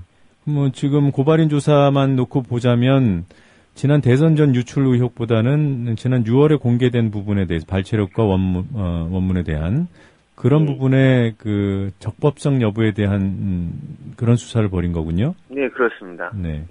지금 수사 막바지다 이런 보도가 나오고 있어요. 고발한 피고발인들 한나라당 새누리당 국회의원들하고 또 국정원 관계자들 검찰에 모두 소환이 됐는지요? 지금 김무성 의원이 아시는 것처럼 11월 13일 날 오후에 소환 조사를 받았고 네. 권영세 전 의원이 서면 조사를 한 것으로 알고 있습니다. 예. 차상기 의원은 지금 아직 날짜가 잡히지는 않았고요. 네. 정문원 의원이 오늘 대화록 유출 관련해서 검찰에 소환되는 것으로 알고 있습니다. 네. 그 정도 이루어지면 수사가 마무리돼도 무리가 없겠다 이렇게 보십니까? 물론 소환되는 당사자들은 당연히 소환돼야 되는 것은 당연하고요. 네. 문제는 이 당사자들이 나와서 실제적으로 정확한 진실을 밝히느냐가 문제가 될 것 같습니다. 네. 보통 이 고발이 이루어지고 그에 따라서 수사가 진행이 되면 최소한 피고발인들은 다 수사를 하지 않습니까? 예, 그렇습니다. 근데 지금 말씀하신 부분들을 보면은 서상기 의원이 예정돼 있고, 네네. 정문원 의원은 오늘 나가고, 김무성 의원은 조사를 받았고, 권영세 주중대사는 서면 조사를 받았다. 네네. 그러면 조명철, 조원진, 윤재옥 의원하고요. 네네. 또 보여준 남재준 국정원장.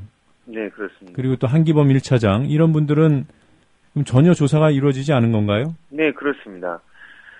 그리고 이 피고발인들 관련해서 중요한 부분은 네. 특히 박범계 의원이 박범계 의원이 지난 6월 26일 국회 법사위에서 녹음 파일을 공개하지 않았습니까? 네. 그 관련해서 2012년 12월 12일 권영세 전 의원이 대화록 사전 열람에 같은 취지의 발언 내용이 그대로 담긴 내용을 2012년 12월 14일 김무성 의원이 부산 유세에서 같은 취지로 똑같이 인용을 해서 선거운동을 하였는데요. 이런 부분을 감안한다면 권영세 전 의원도 서면조사가 아닌 직접 소환조사를 받는 것이 바람직하지 않았나 이렇게 생각이 되고요. 네. 그리고 민주당이 추가적으로 고발을 한 부분에 대해서 남재준 원장이라든지 한기범 제1차장 그리고 실무자들 관련돼서도 조사가 있어야 되는데 그런 부분이 몹시 미진한 부분인 것 같습니다. 그리고 다른 새누리당 정보위원들 가운데서도 같이 열람한 그 부분이 있는데도 이 같은 조사가 좀 이루어지지 않았다는 건 좀 납득하기 좀 어려울 것 같습니다. 네. 지난 13일에 김무성 의원이 검찰 조사 받고 나오면서 이런 말을 했어요. 우리가 정보지를 속칭 찌라시라고 하는데 찌라시에서 봤다. 이 발언에 대해서 어떻게 생각하십니까? 솔직히 대통령 선거에서 찌라시를 보고 선거운동에 인용했다는 것 자체도 말이 안 되지만요. 여러 가지 주장을 몇 가지 점에서 본다면 김무성 의원의 찌라시 관련된 주장은 문제가 있다고 볼 것 같습니다. 먼저 보고된 소위 찌라시 정보를 근거로 유세를 하였다고 보기에는 너무 김무성 의원의 표현 중에는 실제로 정확하고 동일한 부분이 너무 많습니다. 네. 예를 들면 뭐 발언의 순서라든지 주관적 표현, 묘사 등조차도 표현이 정확히 일치하는 부분이 많고요. 그리고 또 6월 20일에 새누리당 정보위원들이 열람한 발췌록에는 없고 6월 24일 날 국정원이 언급한 원본에만 들어가 있는 표현도 김무성 의원이 한 부분을 볼 때 토시 문구 표현까지 동일한 상황에서 찌라시를 봤다는 주장은 좀 많이 궁색한 것 같습니다. 네. 그리고 두 번째로는 예, 말씀하시죠. 네. 예, 두 번째로는 2013년 6월 24일 남재준 원장이 대화록 원문을 전격 공개한 이틀 뒤에 6월 26일 스스로도 언론 인터뷰에서 이를 보고 읽어봤던 취지의 발언을 한 적이 있거든요. 이처럼 이제 상황들이라든지 이렇게 비공개할 수밖에 없었던 상황들, 이런 상황들을 봤음에도 불구하고 찌라시를 언급하는 것은 앞뒤가 모순된다고 할 수 있을 것입니다. 김 의원의 지난 6월 발언이 구체적으로 뭐였습니까? 지난 6월 발언에 본인이 인터뷰에서 지난 대선 때 이를 확보해서 이미 읽어봤다의 발언의 취지를 한 적이 있습니다. 그런 것만 봤을 때도 이게 찌라시만 보고 이 같은 발언을 했다는 것은 좀 상당히 모순되고 잘못된 표현이라고 할 수 있습니다. 네. 지난 6월에 말이죠. 그 대화록 발췌본을 보고는 NLL 포기 발언을 확인했다고 했던 서상기 의원, 정부위원장. 네. 어제 종편에 출연해서는 이렇게 얘기를 했습니다. 이게 지금 뭐 NLL 대화록에 대한 뭐 수정, 삭제, 은폐 이런 논란과 관련해서 한 글자라도 손대면 조작이다. 이 발언에 대해서는 어떻게 보십니까? 먼저 서상기 의원이 발언을 한 부분에 있어서는요. 먼저 노무현 대통령이 NLL 포기 발언을 했는지 그 부분에 대해서를 먼저 판단을 해봐야 됩니다. 네. 초본과 수정본 어디서도 노무현 대통령이 그 NLL 포기 발언을 하지 않았다는 것은 수사 결과를 통해서도 밝혀진 부분이고, 오히려 김정일 국방위원장이 이런 부분에 대한 표현을 한 것이 나와 있습니다. 네. 그리고 노무현 대통령 같은 경우에는 오히려 더 중립적인 NLL 치유라는 표현을 한 것으로 나타났고요. 근데 이 같은 핵심적인 부분을 놔두고 서상기 의원이 한 글자라도 손대면 조작이라는 이 같은 주장을 하는 것은 대화록 초본과 수정본이 본질적 차이가 전혀 없고, 또 이제 호칭 이런 조사 등을 수정한 부분이 대부분임에도 불구함에도 이게 어차피 조작인 것처럼 몰아가는 것은 상당한 잘못이 있다고 봐야 할 것입니다. 본인이 NLL 포기 발언을 확인했다고 이렇게 단정했던 부분에 대한 책임 회피용 아닐까요? 네, 맞습니다. 이 검찰에서도조차도 이게 수정본과 그 원본이 전혀 0.001%밖에 차이가 없다는 표현까지 할 정도로 거의 동일합니다. 네. 그럼에도 불구하고 NLL 포기 발언이 있는 것처럼 몰아갔고, 또 오히려 이제 와서 다른 주장을 해서 이제 좀 본질을 흐리는 그런 상황이 되는 것 같습니다. 네. 그 서상기 의원이 전에 했던 그런 포기 발언을 확인했다 이런 발언들은 허위사실 명예훼손으로 처벌받을 수 있습니까? 관련해서 NLL 포기 발언이 없는 것은 사실이고요. 네. 그리고 이제 허위 사실, 그러니까 명확히 초본이나 수정본에도 발언이 없는 것이 사실이기 때문에 실제로 대화록 유출 책임과는 별개로 허위 사실을 이러한 의도한 목적이 유포했다면 충분한 법적 처벌이 가능할 것으로 보입니다. 그 부분에 대한 고소는 이루어지지 않은 건가요? 예, 그 부분에 대한 고발 고소는 이루어지지 않았습니다. 네, 사자 명예훼손 같은 경우는 누가 고소를 할 수 있죠? 그거는 친고죄이기 때문에 네. 유족들이 해야 되기 때문에 네. 저희 민주당 쪽에서는 주최하지 않은 걸로 알고 있습니다. 네, 알겠습니다. 국정원이 지난 4월에 이미 국가기록원 그리고 또 5월에는 법제처에 대화록 공개와 관련된 문의를 한 것으로 드러나지 않았습니까? 네, 그렇습니다. 네, 이건 어떤 의미를 갖는 거죠? 실제로 박근혜 대통령이 3자회담에서 민주당 박영선 의원이 새누리당과 국정원이 대화록을 유출했다라고 발언한 것에 대해서 그것 때문에 공개했다고 주장을 하지 않았습니까? 네. 네, 이 같은 상황을 보면 박근혜 대통령을 해명이 이렇게 국정원이 미리 준비했다는 것으로 볼 때는 거짓인 걸로 봐야 되고요. 말씀 주신 대로 4월부터 국정원은 국가기록원과 법제처에 대화록의 열람 공개 절차를 문의하였거든요. 네.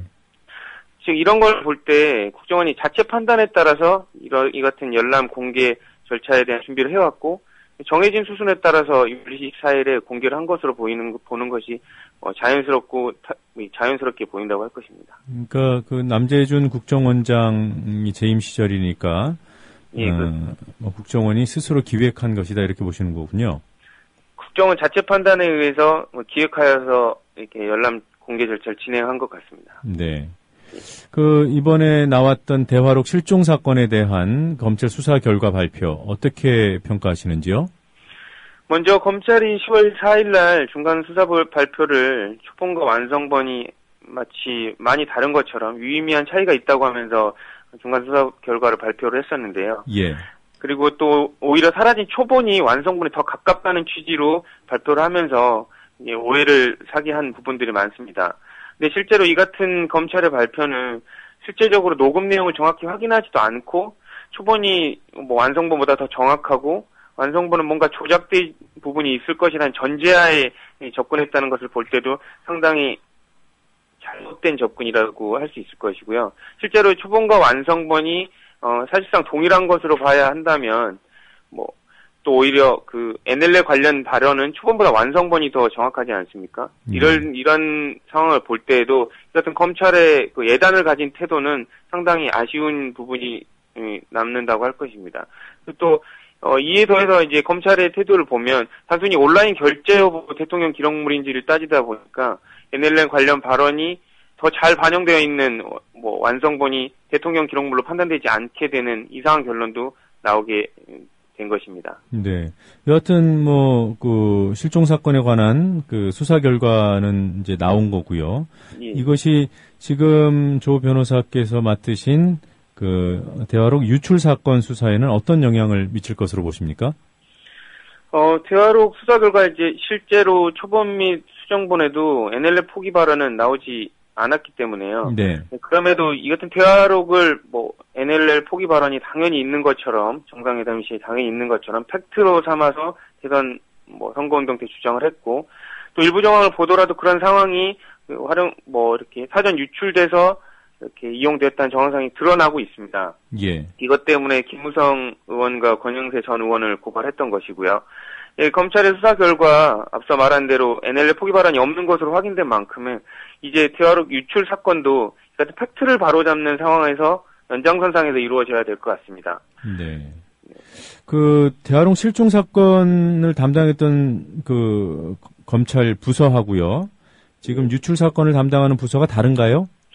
지금 대화록 실종 사건은 서울중앙지검 공안 2부에서 대화록 유출의 수사는 공안 1부에서 부만 달리하는 같은 부에서 진행되는 것으로 알고 있습니다. 아, 예. 그럼 공안 1부에서 이제 유출 사건에 관한 수사를 지금 하고 있는 거란 말씀이죠? 예, 그렇습니다. 그 수사 결과가 앞으로 어떻게 나올지 모르겠지만 혹시 우려스러운 점이 있습니까? 수사가 제대로 정확히 된다면 우려할 부분은 없겠지만 이게 실제적으로는 각각 개별 사건으로 볼 수도 있겠지만 예. 상당히 밀접한 연관성을 가지고 있고 하나의 사건으로 봐야 하거든요. 실제로 대화록을 기본으로 하여서 이루어지고 있고 또 이제 대화록이 가지는 역사적 의미를 감안할 때 대화록이 관련된 법규에 위반돼서 너무 쉽게 유출되었다는 점을 보면 국가적으로 상당한 위기의식을 가져야 될 것 같습니다.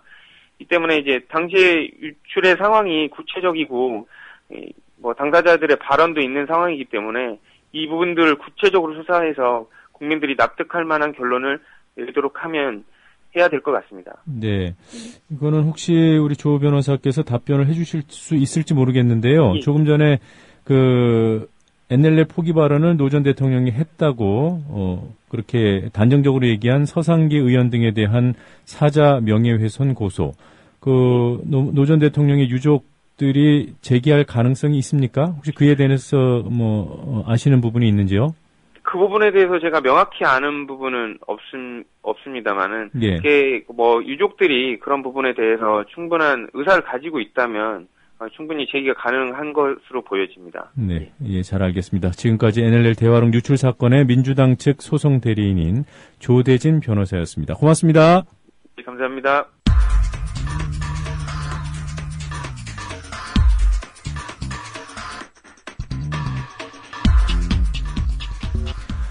에너그램이라는 기법을 활용해 정치 풍자를 시도하는 시사 에너그램 공갈입니다. 정치인의 발언을 구성하는 음절들 순서만 바꿔서 풍자가 담긴 새로운 문장을 만들어냅니다. 오늘은 이명박 씨가 대통령 시절에 했던 말들을 가지고 에너그램 문장을 만들어 보겠습니다. 요즘 박근혜 대통령이 창조 경제를 부르짖듯이 이명박 대통령 시절에도 허구한 날 이런저런 문구들을 통치 철학이나 되는 양 선전해 댔습니다. 이명박 씨의 8.15 경축사만 모아봤습니다. 들어보시겠습니다. 이명박 대통령 8.15 경축사. 저탄소 녹색 성장. 친서민 중도 실형. 공정한 사회. 함께 사는 따뜻한 사회. MB 집권 5년을 이처럼 잘 표현하는 반어적인 표현이 있을까요? 문제는 이것이 지금도 통용되는 반어법일 수 있다는 데 있습니다.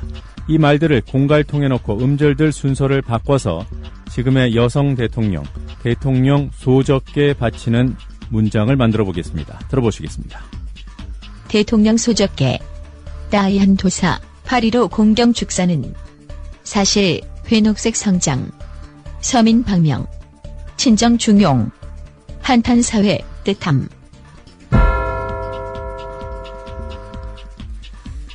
따이안 도사의 8.15 공경 축사에 담긴 말들, 녹색이 아닌 회녹색 성장, 서민 방명, 친정 중용, 그리고 한탄 사회. 바로 지금의 문제라는 점을 대통령 소적게 알려주는 문장이었습니다. 이명박근혜 정권을 관통하는 일관된 통치 철학을 공갈통은 제대로 간파하고 있는 것 같습니다. 원문과 에너그램 문장 이어서 들어보겠습니다. 시사 에너그램 공갈이었습니다. 이명박 대통령 8.15 경축사. 저탄소 녹색 성장. 친서민 중도 실형. 공정한 사회. 함께 사는 따뜻한 사회. 대통령 소적게. 따이한 도사 8.15 공경 축사는 사실 회녹색 성장, 서민 방명, 친정 중용, 한탄 사회 뜻함.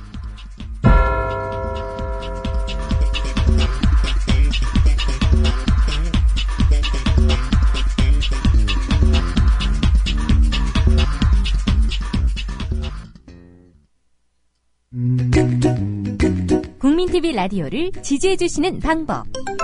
팟빵 홈페이지에서 총 4가지를 클릭해주세요. 다운로드하기, 별점 주기, 구독하기, 댓글 달기. 기억하셨죠? 다운로드하기, 별점 주기, 구독하기, 댓글 달기. 더 좋은 방송을 위한 최고의 응원. 다운로드하기, 별점 주기, 구독하기, 댓글 달기.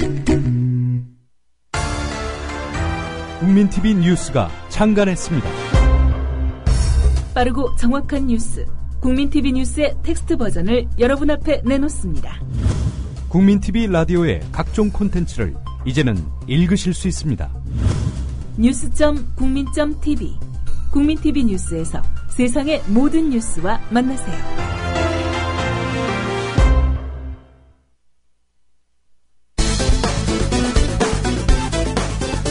서유럽 순방의 두 번째 행선지로 영국에 도착한 박근혜 대통령이 오늘부터 본격적인 국빈 방문 일정을 시작합니다. 네, 창조경제와 금융 등의 분야에서 풍성한 세일즈 성과가 나올 것이라는 기대 속에 바쁜 행보를 이어갈 예정입니다. 네, 서유럽을 순방 중인 박근혜 대통령이 어제 프랑스에서 양국 경제인들을 만나서 창조 경제를 위한 협력을 역설했습니다. 네, 특히 20분간 직접 프랑스어로 연설을 해서 이목을 집중시켰습니다. L'avenir de la Corée et de la France.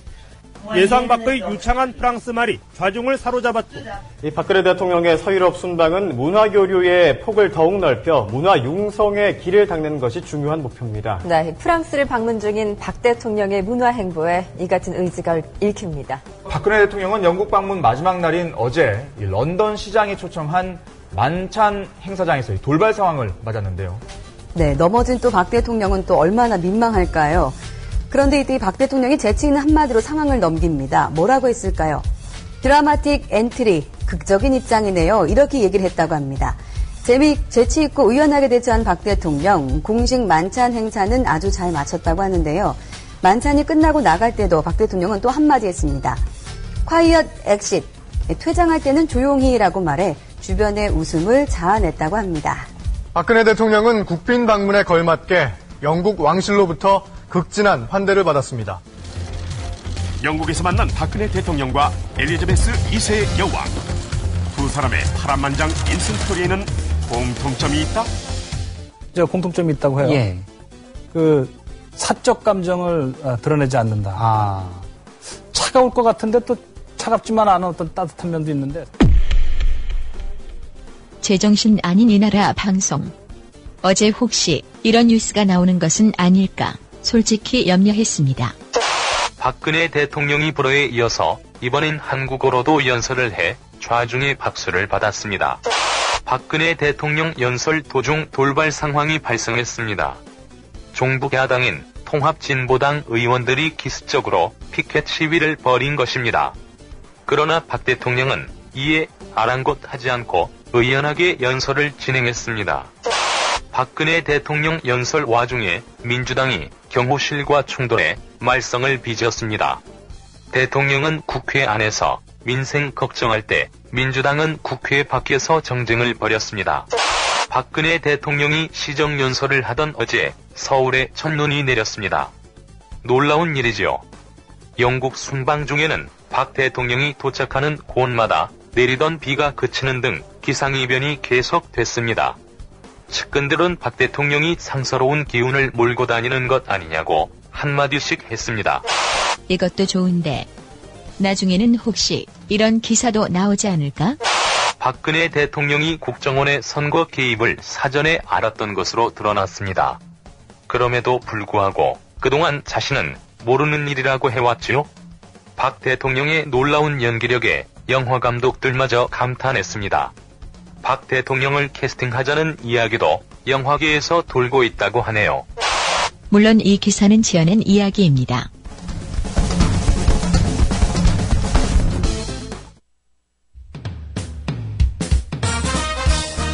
공정한 시각, 따뜻한 관찰. YTN 해직 기자 노종면의 뉴스바. 이제는 초대석으로 함께합니다.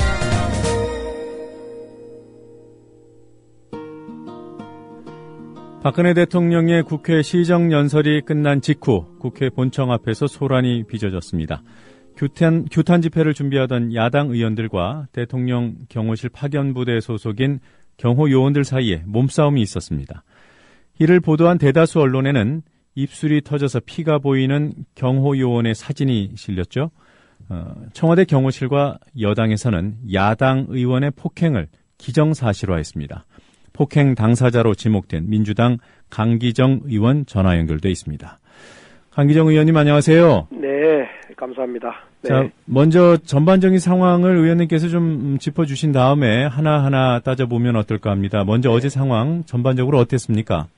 어제 이제 시정연설이 있기 전부터 의원들이 사실은 그 국회 본청 앞에 대형 차 세 대가 차벽처럼 서 있는 걸 문제 제기를 했었습니다. 네. 그러나 이제 그 차가 시정연설이 끝나고 대통령이 현장을 떠났음에도 불구하고 여전히 있었고 그 세대가 있음으로 해서 바로 앞에서 있을 규탄 집회에 참석한 의원들이 그 좁은 틈으로 빠져나가면서 투덜거리도 하고 항의도 하고 저도 그 과정 중에 하나였던 항의하는 과정 중에 하나의 행위로 열려있는 차 문을 발로 툭 건드리면서 차 따게도 좋습니다. 타면서 차 빼라 라고 했더니 그 젊은 한 20대 후반 되는 젊은 청년이 다짜고짜 내려와서 제 뒷목과 허리춤을 잡고 약 한 3분 4분을 흔들고 끌고 이런 또 추가로 이제 조금 후에는 다른 또 경호실 직원들이 제 양팔을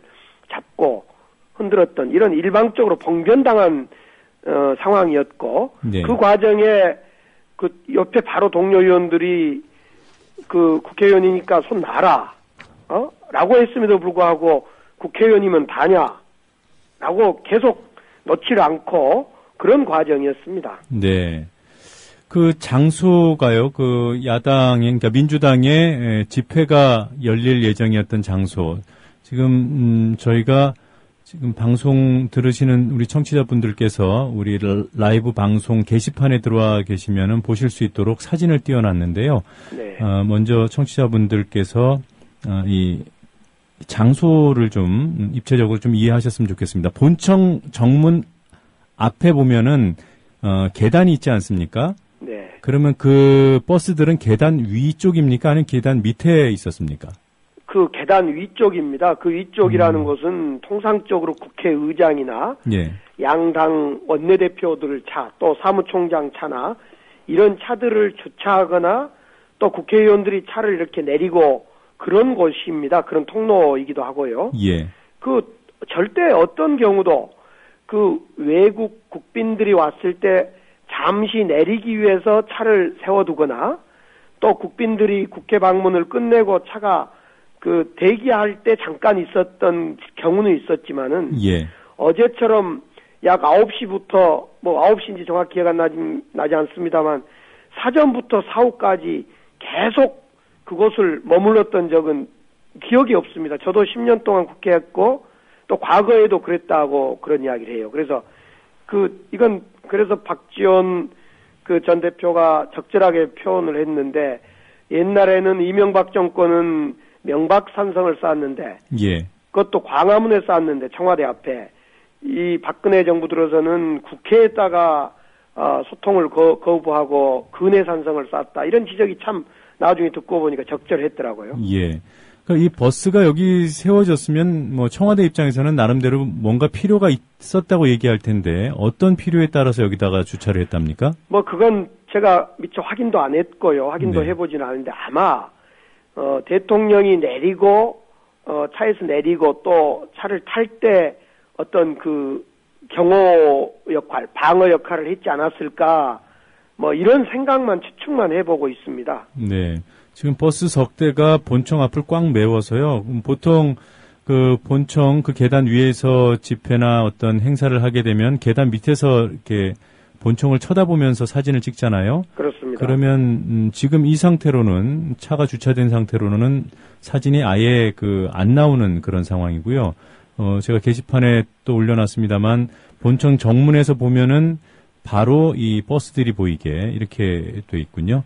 그리고 그 계단은 평소에도 네. 그 계단을 통해서 의원님들이 국회 본청을 출입하는 계단입니다. 사실은. 네. 예, 저 다른 쪽으로도 짧은 동선도 있습니다만은 통상적으로 국회의원회관에 나와서 그 계단으로 예를 들면 저 같은 경우 늘 다니던 그런 곳이었다는 점 때문에도 더 문제 있던 거죠. 네. 어제 그래서 그 아침에 제가 국회 안에 있는 그 목욕탕에 갔더니 여러 의원님들, 네. 여러 의원님들도 예를 들면 우원식 최고위원님, 장병환 의원님 등등도 그 좁은 공간을 빠져나가면서 어제 집회를 가기 위해서 그 좁은 차와 차 사이를 빠져나가면서 차 빼달라고 빨리 요구도 하고 네. 그런 일이 있었더라고요. 저만 한 게 아니라. 그러니까 이게 뭐 의원들께서 소위 말하는 의원님들께서 다니는데 불편해서 문제가 되는 게 아니라 이 국회라는 그 국민들의 대의기관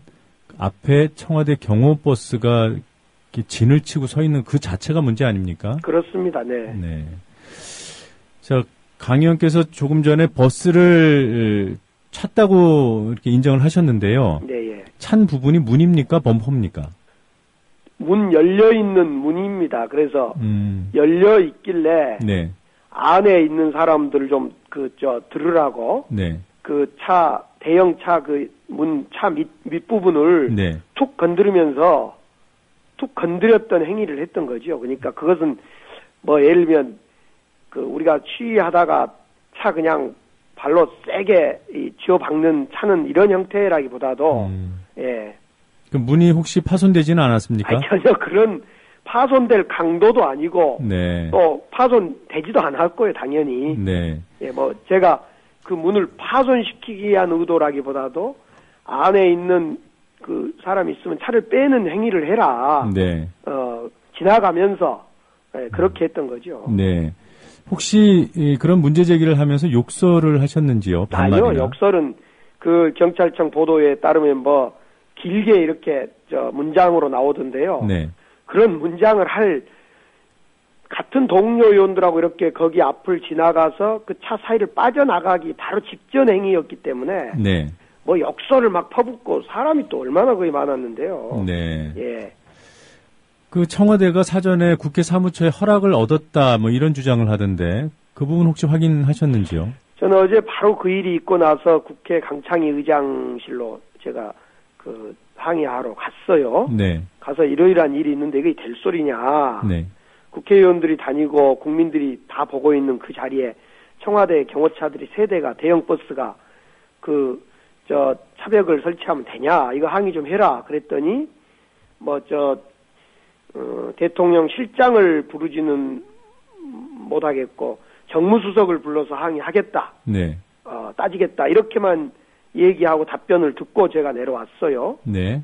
그런데 어떻게 나중에 따졌냐라고 했더니 정무수석을 국회의장이 불러도 연락이 없다. 그런 말을 듣고 제가 직접 박준수 정무수석이죠. 박준수 수석한테 제가 전화를 4번을 했어요. 통화가 안 돼요. 그 정무수석이란 것이 국회와 이 빨리빨리 어떤 소통하라는 자리이기도 하는데. 네. 그래서 통화가 안 돼서 비서실로 제가 직접 전화를 했죠. 정무수석 연락되면 빨리 연락 좀 해라. 내가 이 문제에 대해서 사과받고 해명을 받아야 되겠다. 네. 제가 경찰, 경호처는 제가 알지를 못하기 때문에.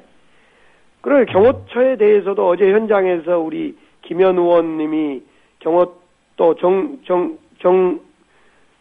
수석, 우리 민주당 수석, 수석이 직접 원내수석이 유감 표명도 받고 그랬던 과정이 있었습니다. 그럼에도 불구하고 아무런 저에 대해서 그 후로 그냥 배째라는 식인지 연락도 없고 아무 연락도 없습니다.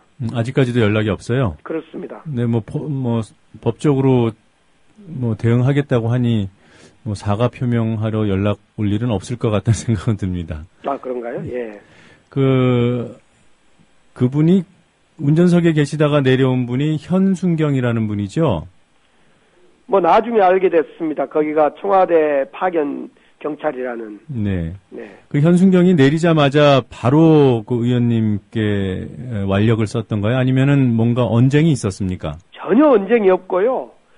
저는 이렇게 발로 툭 차면서 한마디 하고 이렇게 그 차를 왼쪽으로 이 차 앞부분을 돌려고 하는데 튀어나오는 모습만 제가 봤죠. 튀어나오더니 제 목을 먼저 한번 앞에를 툭 치더니 바로 뒤 덜미를 잡았어요. 그러니까 저로서는 예를 들면 그쪽에서 왜 발로 차냐라든가 예. 당신 누구냐라든가 이런 한마디라도 했다면 어떤 변명이라도 하든가 이럴 수 있는 아무런 기회 없이 곧바로 알력을 써서 제 목덜미를 잡았던 거죠. 그리고 예. 저는 잡힌 상태로 약 4분 이상을 꼼짝없이 끌려다녔고요. 그 현순경 얘기가 의원님께서 그 배지를 안 달고 있어서 의원인 줄 몰랐다라고 얘기를 하는데 만약에 일반 시민이었으면 어떤 겁니까? 일반 괜찮은 건가요? 시민도 그렇게 해서는 안 됐겠죠. 일반 시민도 발로 예를 들면 차문을 차서 차가 파손됐다거나 어떤 불법 행위를 했다면 그 자체로 다뤄야지. 거기서 완력을 쓰고 폭력 행사를 해서는 안 됐다고 보고요. 네. 저는 그래서 기본적으로 이 청와대의 분위기가 그렇다. 이 막 가는 분위기다. 이런 생각이 좀 들었어요. 어제 그 일을 당하면서. 네. 특히 이제 바로 제가 잡히고 뒷 목도리가 잡히고 그러니까 옆에 노영민 의원이나 동료 의원 함께 가는 동료 의원이 국회의원이니까 손 놔라 말로 해라라고 해도 국회의원이면 다냐라면서 계속 놓지 않고 완력을 썼던 거지요. 네. 민주당 소속 의원들 이외에요. 거기가 집회 열릴 예정이었기 때문에 기자들도 많았을 텐데 그 기자들에게도 목격이 됐습니까? 예, 기자들도 있었고 국회 경위들도 있었고 여러분들이 있는 걸로 알고 있습니다. 네. 그런데 보도된 내용들을 보면요. 이제 사진 보도들 그 현순경이 그 강 의원으로부터 폭행을 당했다. 그런 주장과 함께 입부분이 터져서 피가 나와 있는 그런 좀 다소 선정적인 사진들이 많이 보도가 됐거든요. 네, 예. 그래서 저희가 동영상도 분석을 해보고 관련 사진들도 찾아봤습니다. 정말 강 의원의 뒷덜미가 그 현순경에 의해서 잡힌 것이 맞는지. 그래서 그 동영상 캡처를 해서 지금 저희 라이브 게시판에 올려놨는데 의원님도 한번 보시죠. 예, 저도 봤습니다. 그렇지 않아도 아침에. 예, 네네. 저희가 미리 보내드린 사진 보셨군요. 예. 이런 사진을 다른 언론, 신문이나 방송에서 보셨습니까? 아직 보지는 못했고, 몇 곳 방송, 오마이뉴스나 몇 곳 JTBC 이런 데서 영상을 확보하고 있는 건 알고 있습니다. 그래서, 네. 어제도 저희 방에서 공문으로, 네. 그런 영상을 좀 풀 영상을 공개 좀 해달라. 예. 달라 이런 요구를 했는데 아직 응답은 없는 걸로 알고 있습니다. 네. 지금 제가 라이브 게시판에 올려놓은 사진, 의원님께 보내드렸던 사진은 채널 A가 보도한 동영상을 캡처한 부분, 중요 부분을 capture한 것인데요. 그냥 동영상으로 보면은 잘 안 보이고요. 지금 캡처한 사진 첫 커트를 보면은 목 뒷부분을 붙잡혀서 상체가 약간 뒤로 젖혀져 있고 끌려가는 듯한 그러한 모습인데 강 의원님 맞죠? 그렇습니다. 제가 오른쪽에 제 서류를 들고 있었고 오른손으로요. 네, 맞네요. 예, 서류를 계속 제가 이것이 시정연설 내용하고 어제 NLL 분석, NLL 발표된 거 허위에 대해서 우리 당에서 분석한 2개 자료를 우총장에서 제가 가지고 계속 보고 있었기 때문에 이 자료를 들고 있었고, 네. 제가 지금 뒤쪽으로 끌려가는데 아마 다른 동료 의원들이 손을 놓게 하려고 손을 이렇게 띄고 또 다른 이제 의원님들이 경호원들을 이렇게 뒤로 끌으니까 제 몸을 동시에 막 확확 잡아채고 끌고 그랬던 과정입니다. 네. 그래서 보면 강 의원님 목 뒷부분에 손들이 여러 개가 보이고요. 네. 강 의원은 이렇게 옷이 이 뒷덜미가 이렇게 끌려가고 있는 모양이기 때문에 어깨가 약간 들려 있고요. 그 다음 커트를 보면은 이제 확 상체가 제껴집니다. 예. 그래서 양복 상의가 이제 목 위쪽으로 올라가는 거죠. 그래서 하복부 쪽에 보면 하얀 와이셔츠가 드러나는 이런 상황이 이제 반복이 되더군요. 그래서 거의 옷이 위로 다 말려 올라가고 옷이 거의 찢어지고 단추가 터질 것 같아서요. 네. 제가 목이 하도 졸리고 또 이 와이셔츠까지 같이 막 목이 졸리고 그래서 이 단추를 풀러서 옷을 벗어야지 이걸 살겠다. 네. 그래서 나중에는 단추를 아마 풀렀을 겁니다. 이때는 지금 풀리지는 못한 상태고요. 네. 예. 이런 과정 속에서요. 지금 보면은 강 의원께서는 경호원을 등지고 있고요. 네. 그리고 경호원은 잡은 손을 놓지 않고 있는 상태고 주변에 있던 민주당 분들이 놓으라고 손을 이제 잡고 제지하고 있는 그런 상황인데 이 과정에서 현순경이 다쳤다고 해요. 예. 그리고 강 의원께서 일부러 고개를 뒤로 젖혀서 가격을 했다. 네. 그래서 입 안쪽이 찢어졌다 이렇게 주장을 하던데 네. 혹시 그런 위기 상황을 탈출하기 위해서 가격하신 게 맞는지요? 아니요, 전혀 그렇지는 않고요. 나중에 저도 영상을 분석해 보니까 어젯밤에 네. 그 현장에 있는 서영교 의원님이 네. 이제 그런 멘트를 해요. 거기서 발언을 해요. 현순경인가 경호원이 저를 막 잡아채고 뒤로 확확 채다가 내 머리를 자기의 입술에 박혔다. 자기가 이렇게 확 채다가 제 머리가 끌려가서 박혔다. 이런 발언을 하는 부분이 나옵니다. 그래서 저는 이 양반이 내 머리에 맞아서 입술이 터졌는 것보다 이런 정도만 제가 추론할 뿐이지. 네. 제가 지금 여기 보시다시피 제가 목이 확 조인 상태에서 어떤 더 이상의 행위를 제가 할 수 있는 상황은 아니었어요. 그리고 뒤에 누가 있는지 어떤 상황인지를 제가 보이질 않기 때문에 네. 제가 거기 그 사람을 가격하기 위해서 의도적으로 했다 이런 것은 글쎄 증명되기 어려울 것 같은데요. 이렇게 뒤로 하는 입장에서. 예, 알겠습니다. 자, 어제 상황은 이쯤 말씀을 듣고요. 어제 대통령 시정연설에 대한 내용 몇 가지 여쭤보도록 하겠습니다. 네. 예, 시정연설 전반적으로 어떻게 평가하십니까? 글쎄, 어제 시정연설에 대해서 예를 들면 우리가 기대했던 것은 사과는 처음에 했어야죠. 우리 기초노령연금법 이런 것 공약 못 지킨 거 미안하다.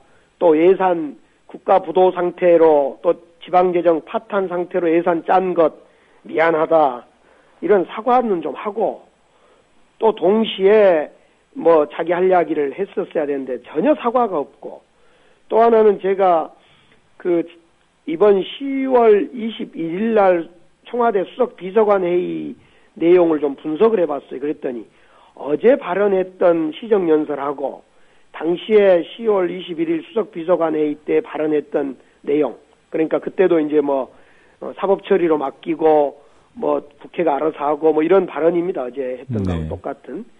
그 똑같은 발언을 어제 또 반복하고 있어서 이 새누리당의 박수부대 동원해 놓고 결국 확대 수석 비서관 회의를 했구나. 제가 이렇게 평가를 하고 싶었습니다. 그래도 그 뭐 특검과 관련해서 여야가 합의해 오면 존중하겠다 이런 얘기는 진일보된 거라는 평가들이 있던데 어떻게 보십니까? 글쎄 그 국정원 특검은 지난 8월 달에 이미 여야가 합의를 했던 바가 있는데요. 황우래 대표와 우리 김한길 대표가. 그런데 청와대가 반대해서 그마저도 지난번에 안 됐던 내용이고요. 네. 어제 이제 박근혜 대통령이 뭐 연설에서 뭐 나는 모르겠으니 국회가 합의해 오면 존중하겠다. 아니 나는 국회를 존중하겠다 이런 식의 얘기를 했는데 이거 정말 무책임했다. 그래서 어제 제 옆에 앉아 있는 최재성 의원이 웃으면서 그 노래를 불렀어요. 난 정말 몰랐었네. 이런 노래를 흥얼거리면서 꼭 이 시정연설이 그 짝이다. 네. 자기는 아무것도 과거도 모르고 미래도 모르고 국회가 알아서 하면 하겠다라는 식의 그런 어떤 국정 운영 태도였다. 이런 그 평가들을 하고 그랬습니다. 만약 새누리당이요. 지금 뭐 특위는 일부 받을 수 있다. 뭐 이런 얘기를 하고 있습니다만 조금 더 나아가서 국회 정상화 등을 전제로 특검 협상을 해보자. 이렇게 하면 민주당 지도부가 어떤 판단을 할까요? 특검 협상에 대해서 당연히 협상을 해야 될 거고요. 네.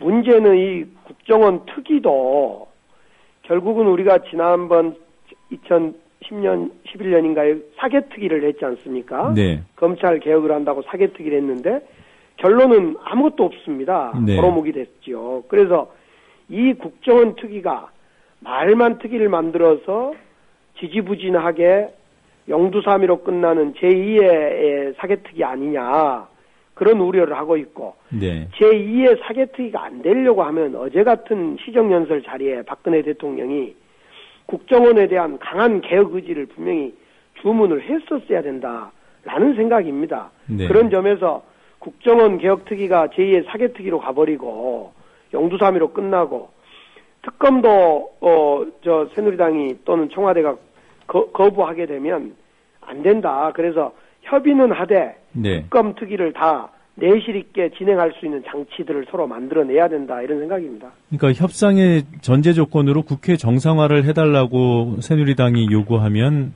어찌해야 되냐는. 그건 글쎄 지금도 국회는 약간의 파행은 있습니다만 정상적으로 가고 있는 겁니다. 그러니까 전제 조건 없이 협상을 할 거면 전제 조건 없이 해야 된다. 그렇습니다. 네. 네. 말씀하신 대로 새누리당이 그동안 여러 가지 협상을 끌어왔고요. 또 협상에서 합의가 이루어져도 실행을 안 하거나 또는 말씀대로 특위가 구성이 돼도 별 성과가 없고 이렇게 시간 끌기로 위기에 대처오지 않았습니까? 그렇습니다. 그러면 그런 것을 이제 근거로 일부 민주당 지지자들 사이에서도 지금 박근혜 대통령이 국회로 공을 넘기고 새누리당이 시간 끌기 하는 것은 불보듯 뻔하다. 네. 민주당 지도부가 좀 더 강한 선택을 해야 된다. 이런 요구도 있는 것 같아요.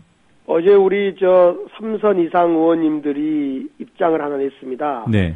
그것은 이제 인적 쇄신 제대로 청와대 해라. 네. 그래서 오늘 이제 해임안도 또 해임 촉구 결의안도 저희들이 9시 의총 이후에 제출하겠습니다마는 인적 쇄신 분명히 하고 특검, 특위 이렇게 제대로 받아라 이런 세 가지 요구 조건을 하면서 네.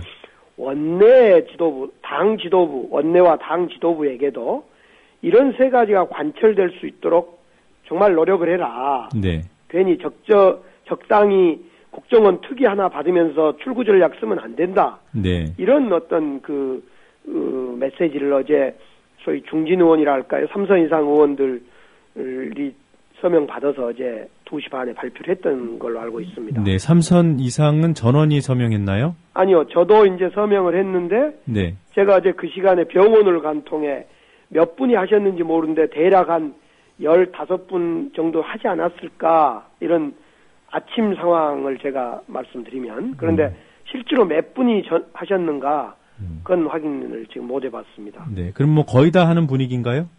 지도부 그러니까 현 지도부 원내대표 당대표 또는 사무총장이나 이런 지도부 빼고는 다 제안을 어제 저하고 최재성 의원, 최규성 의원 그다음에 오영식 의원 이렇게 4사람이 만나서요. 네. 그 전 3선 이상 의원들한테 지도부 빼고는 다 제안을 하자. 네. 그런데 그 중에 몇 분이 어제 서명을 하셨는지는 제가 확인 못했습니다. 3선 이상이 모두 몇 분이죠, 민주당에? 지금 3선 이상이 한 40명 좀 못 될 겁니다. 네. 알겠습니다. 자, 이런 시각에 인터뷰 길게 응해 주셔서 고맙습니다. 감사합니다. 지금까지 민주당 강기정 의원이었습니다. 권력에 종속되거나 사장을 권력이 내려보내는 언론은 절대로 민주화될 수 없고 중요한 게 광고 아닙니까? 경영 때문에. 네. 대자본의 눈치를 보면은 결국 우리가 여러 가지 사례에서 보듯이 독립이 어려운데 이 국민TV가 미디어 협동조합을 만들어서 정말 십시일반으로 권력이나 대자본에 의존하지 않으면 앞으로 대한 언론이 아니라 어느 날에는 주류 언론으로 발전하지 않을까를 기대합니다. 동아일보 해직 언론인의 모임인 동아자유언론투쟁위원회 김종철 위원장의 말입니다. 미디어 협동조합은 동아투이 선배들의 못다 이룬 꿈을 실현하겠습니다. 조합원이 돼서 힘을 실어주십시오. 포털 사이트에서 미디어 협동조합 국민TV를 입력하시고 홈페이지에 들어오셔서 조합원으로 가입해 주시면 됩니다.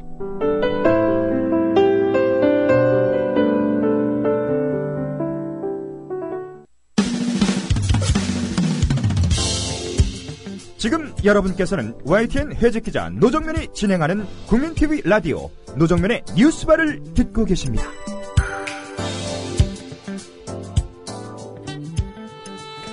조중동이 감추는 세상, 조감세상 시간입니다. 매주 화요일 이 시간에는 조중동으로 대표되는 주류 언론들이 감추고 왜곡해온 현장을 찾아갑니다.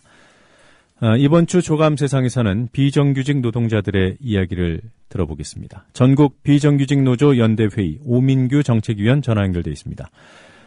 오 위원님 안녕하세요. 예, 4주 만에 다시 뵙습니다. 날씨가 많이 쌀쌀해졌네요. 네, 그러네요. 네.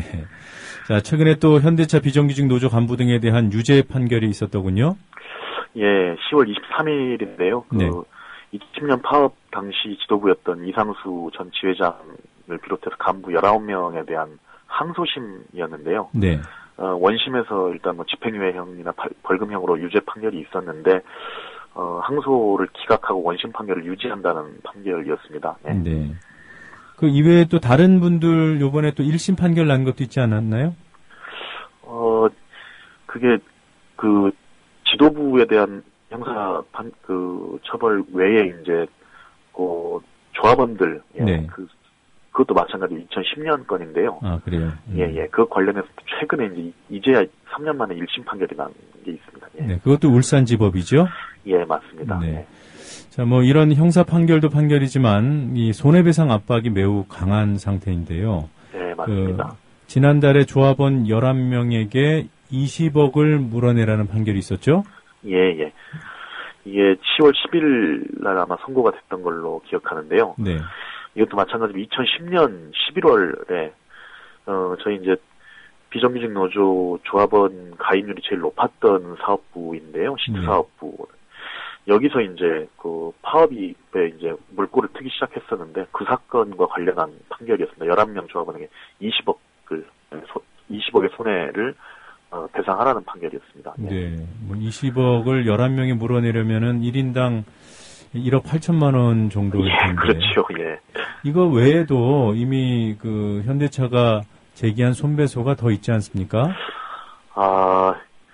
사실은 이제 울산 공장만 보면 2010년 이 사건부터 시작해서 총 한 15개의 손배소가 있습니다. 네. 예, 총액만 따지면 184억인데요. 네. 각 건별로 뭐 작게는 1,000만 원 사건도 있고 많게는 90억 사건도 있고요. 네. 뭐 작게는 한 10여 명에게 건 손배소도 있었고, 많게는 90억에 달하는 손배소도 있었고요. 이게 울산 공장만 해당되는 거고, 그 아산 공장의 경우에는 16억, 그리고 네. 전주 공장 비정규직 지회도 39억 해서 도합 한 240억의 손배소가 있고요. 여기에 연루된 지금 조합원들만 한 400여 명이 되고 있습니다. 지금 수차례에 걸쳐서 2010년 사건을 언급해 주셨는데, 예. 그때 어떤 일들이 있었던 거죠? 2010년 7월 22일 날, 최병승 조합원에 대해서 대법원 판결이 나오는데요. 네. 익히 아시다시피 현대차 산해하청은 불법 파견이고, 2년이 경과하면 당연히 정규직으로 봐야 한다는 판결이 나옵니다. 네. 그 뒤에 이제 현대차 비정규직 노동자들이 노동조합에 집단적으로 가입했고, 거의 한 2천여 명 가까이 이제 노동조합으로, 가입을 하게 되었고요. 앞서 말씀드린 그 시트 사업부 같은 경우는, 노동조합 조직력이 강해지니까, 회사 측에서 그쪽 업체 사장을 교체해버리고, 네.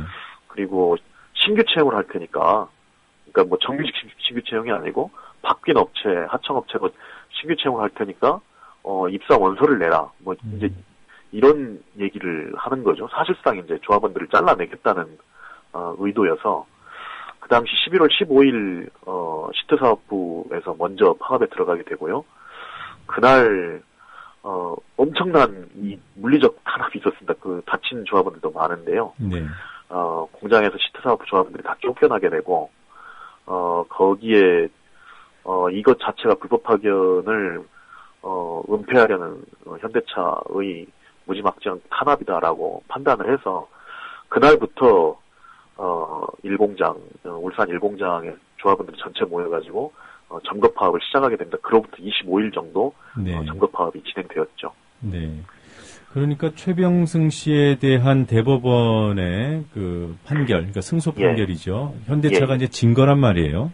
그렇죠. 네. 그래서 대법원 판결을, 그 판결의 취지를 이행하라는 그런 주장을 하다가, 사측하고 갈등이 빚어졌고, 그 와중에 일어난 일로 지금 손배소를 당하고 있다는 이 말씀이시네요? 예, 전부 다 그런 취지입니다. 네.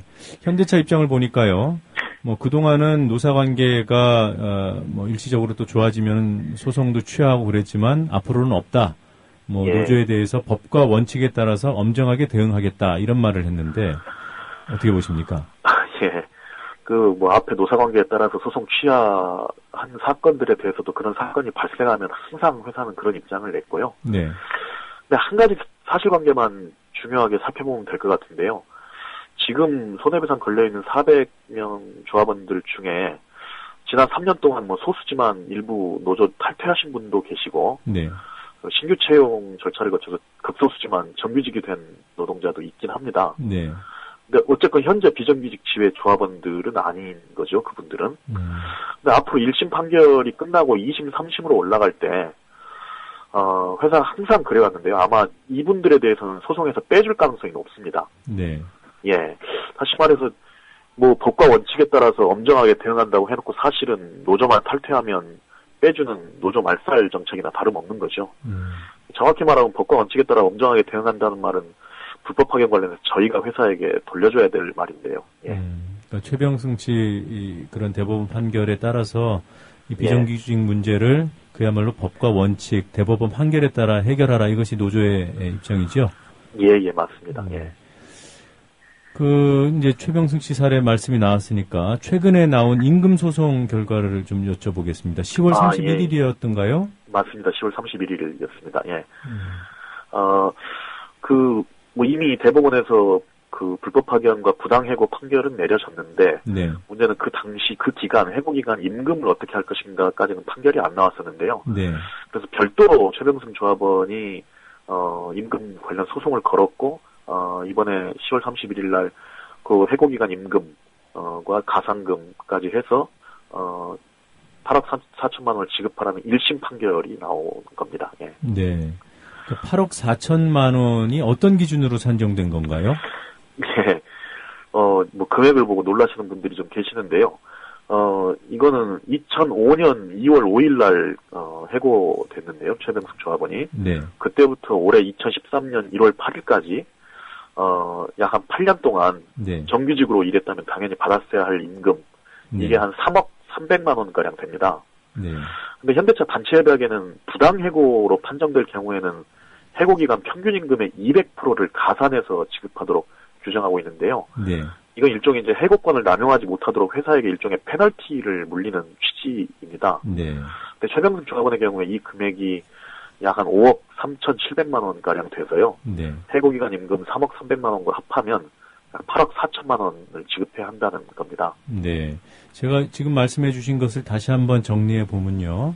예. 그 현대차 단체 협약에 따르면은 부당해고로 판결이 확정될 경우에 기존 임금의 가산금 200% 그러니까 3배인 거죠, 그렇죠? 예, 그렇죠. 네, 예. 기준 금액의 3배를 지급하도록 노사 협약이 돼 있고요. 예. 지금 최병승 씨 같은 경우에 2005년에 부당해고가 돼서 지금까지 8년 동안 예. 미지급 임금이 이게 당연히 받아야 될 원금이 2억 8천만 원이죠. 정확히는 3억 300만 원가량 되고요. 네. 근데 여기에 딱 200%가 아니고 그 평균 임금의 200%라서. 그렇군요. 예. 계산하기 쉽게 2억 8천이라고 하고요. 그렇죠. 예. 네, 그렇게 되면 딱 3배가 됩니다. 예. 네. 연봉 기준으로 3천만 원 조금 더 되네요. 저도 이번에 판결문 보고 새롭게 알게 됐는데요. 네. 사실은 이제 그 8년 기간 동안 최병승 조합원이 저희 현대차 비정규직 투쟁 관련해서 고소고발 당하고 2번가량 구속이 됐습니다. 네. 예, 구속기간이 약 1년 되는데요. 예. 구속기간에는 일할 수 없는 처지이기 때문에 어차피 뭐 복직이 되더라도 네. 이 기간은 임금 청구가 불가능하다고 판결이 났네요. 그래서 정확히 얘기하면 총 7년간 체불임금이 나오게 된 거고요. 네. 그래서 약 평균 임금으로 따지면 연간 4천만 원 가량. 예. 네. 예, 이게 정규직 임금 기준으로 네. 해서 4천만 원이라는 겁니다. 예. 뭐 현대차 노동자들은 귀족 노조원들이라서 돈 많이 받는다고 하더니 연봉이 4천만 원이네요. 심지어는 노동부랑 현대차가 그 기자회견 통해서 현대차 3회하청 5년차 임금이 연봉 5,400이라고까지 했었는데요. 네. 지금 이제 정규직으로 지금 한 8년차 되는 사람 임금이 4천만 원이라는 거니까 좀 우습죠. 예. 네. 그러니까 뭐 일을 더해서 이 이제 임금 이외에 뭐 밤새고 이래서 일을 더해서 받는 돈까지 예. 지금 언론에서 보면은 다 집어넣어서 돈을 많이 받는다 이런 얘기를 하는데 맞습니다. 예, 예. 그건 참 온당치 않은 것 같고요. 여하튼 지금 최병승 씨 임금 소송 결과를 보고 돈 많이 받는다 이렇게 생각하시는 분들이 계실 텐데 예. 이 계산 기준은 그래서 제가 좀 더 구체적으로 말씀을 드리는 겁니다. 예. 정규직이 이 정도니까 네. 3회하청 임금은 이거보다 훨씬 낮다고 봐야 되겠습니다. 예, 8억 4천만 원에 주목해서 보기보다는 예. 그동안 어떤 임금 구조에서 일을 해왔는지 예. 이렇게 볼 수 있는 계기가 됐으면 좋겠고요. 맞습니다. 자, 예. 이번 판결 어떤 의미가 있는지요? 우선 뭐 현대차 3회하청이 불법 파견이라는 점, 그리고 따라서 원청인 현대차가 직접 정규직으로 전환해야 한다는 거, 그리고 이런 정규직 전환 요구를 받아들이지 않으면 그게 부당해고에 해당한다는 점을 재확인한 판결이라고 볼 수 있고요. 네.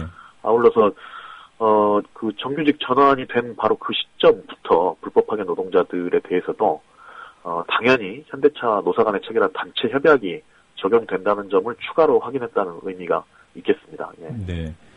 그 사측에서는 뭐 정규직으로 인정한다 하더라도 노사 단체 협약, 정규직 노조의 단체 협약은 적용할 수 없다 이런 입장 아니었습니까? 예. 그런데 뭐 이번 판결에서 정확히 제대로 짚어주신 것 같습니다. 네. 단체 협약이 적용된다는 사실을. 예.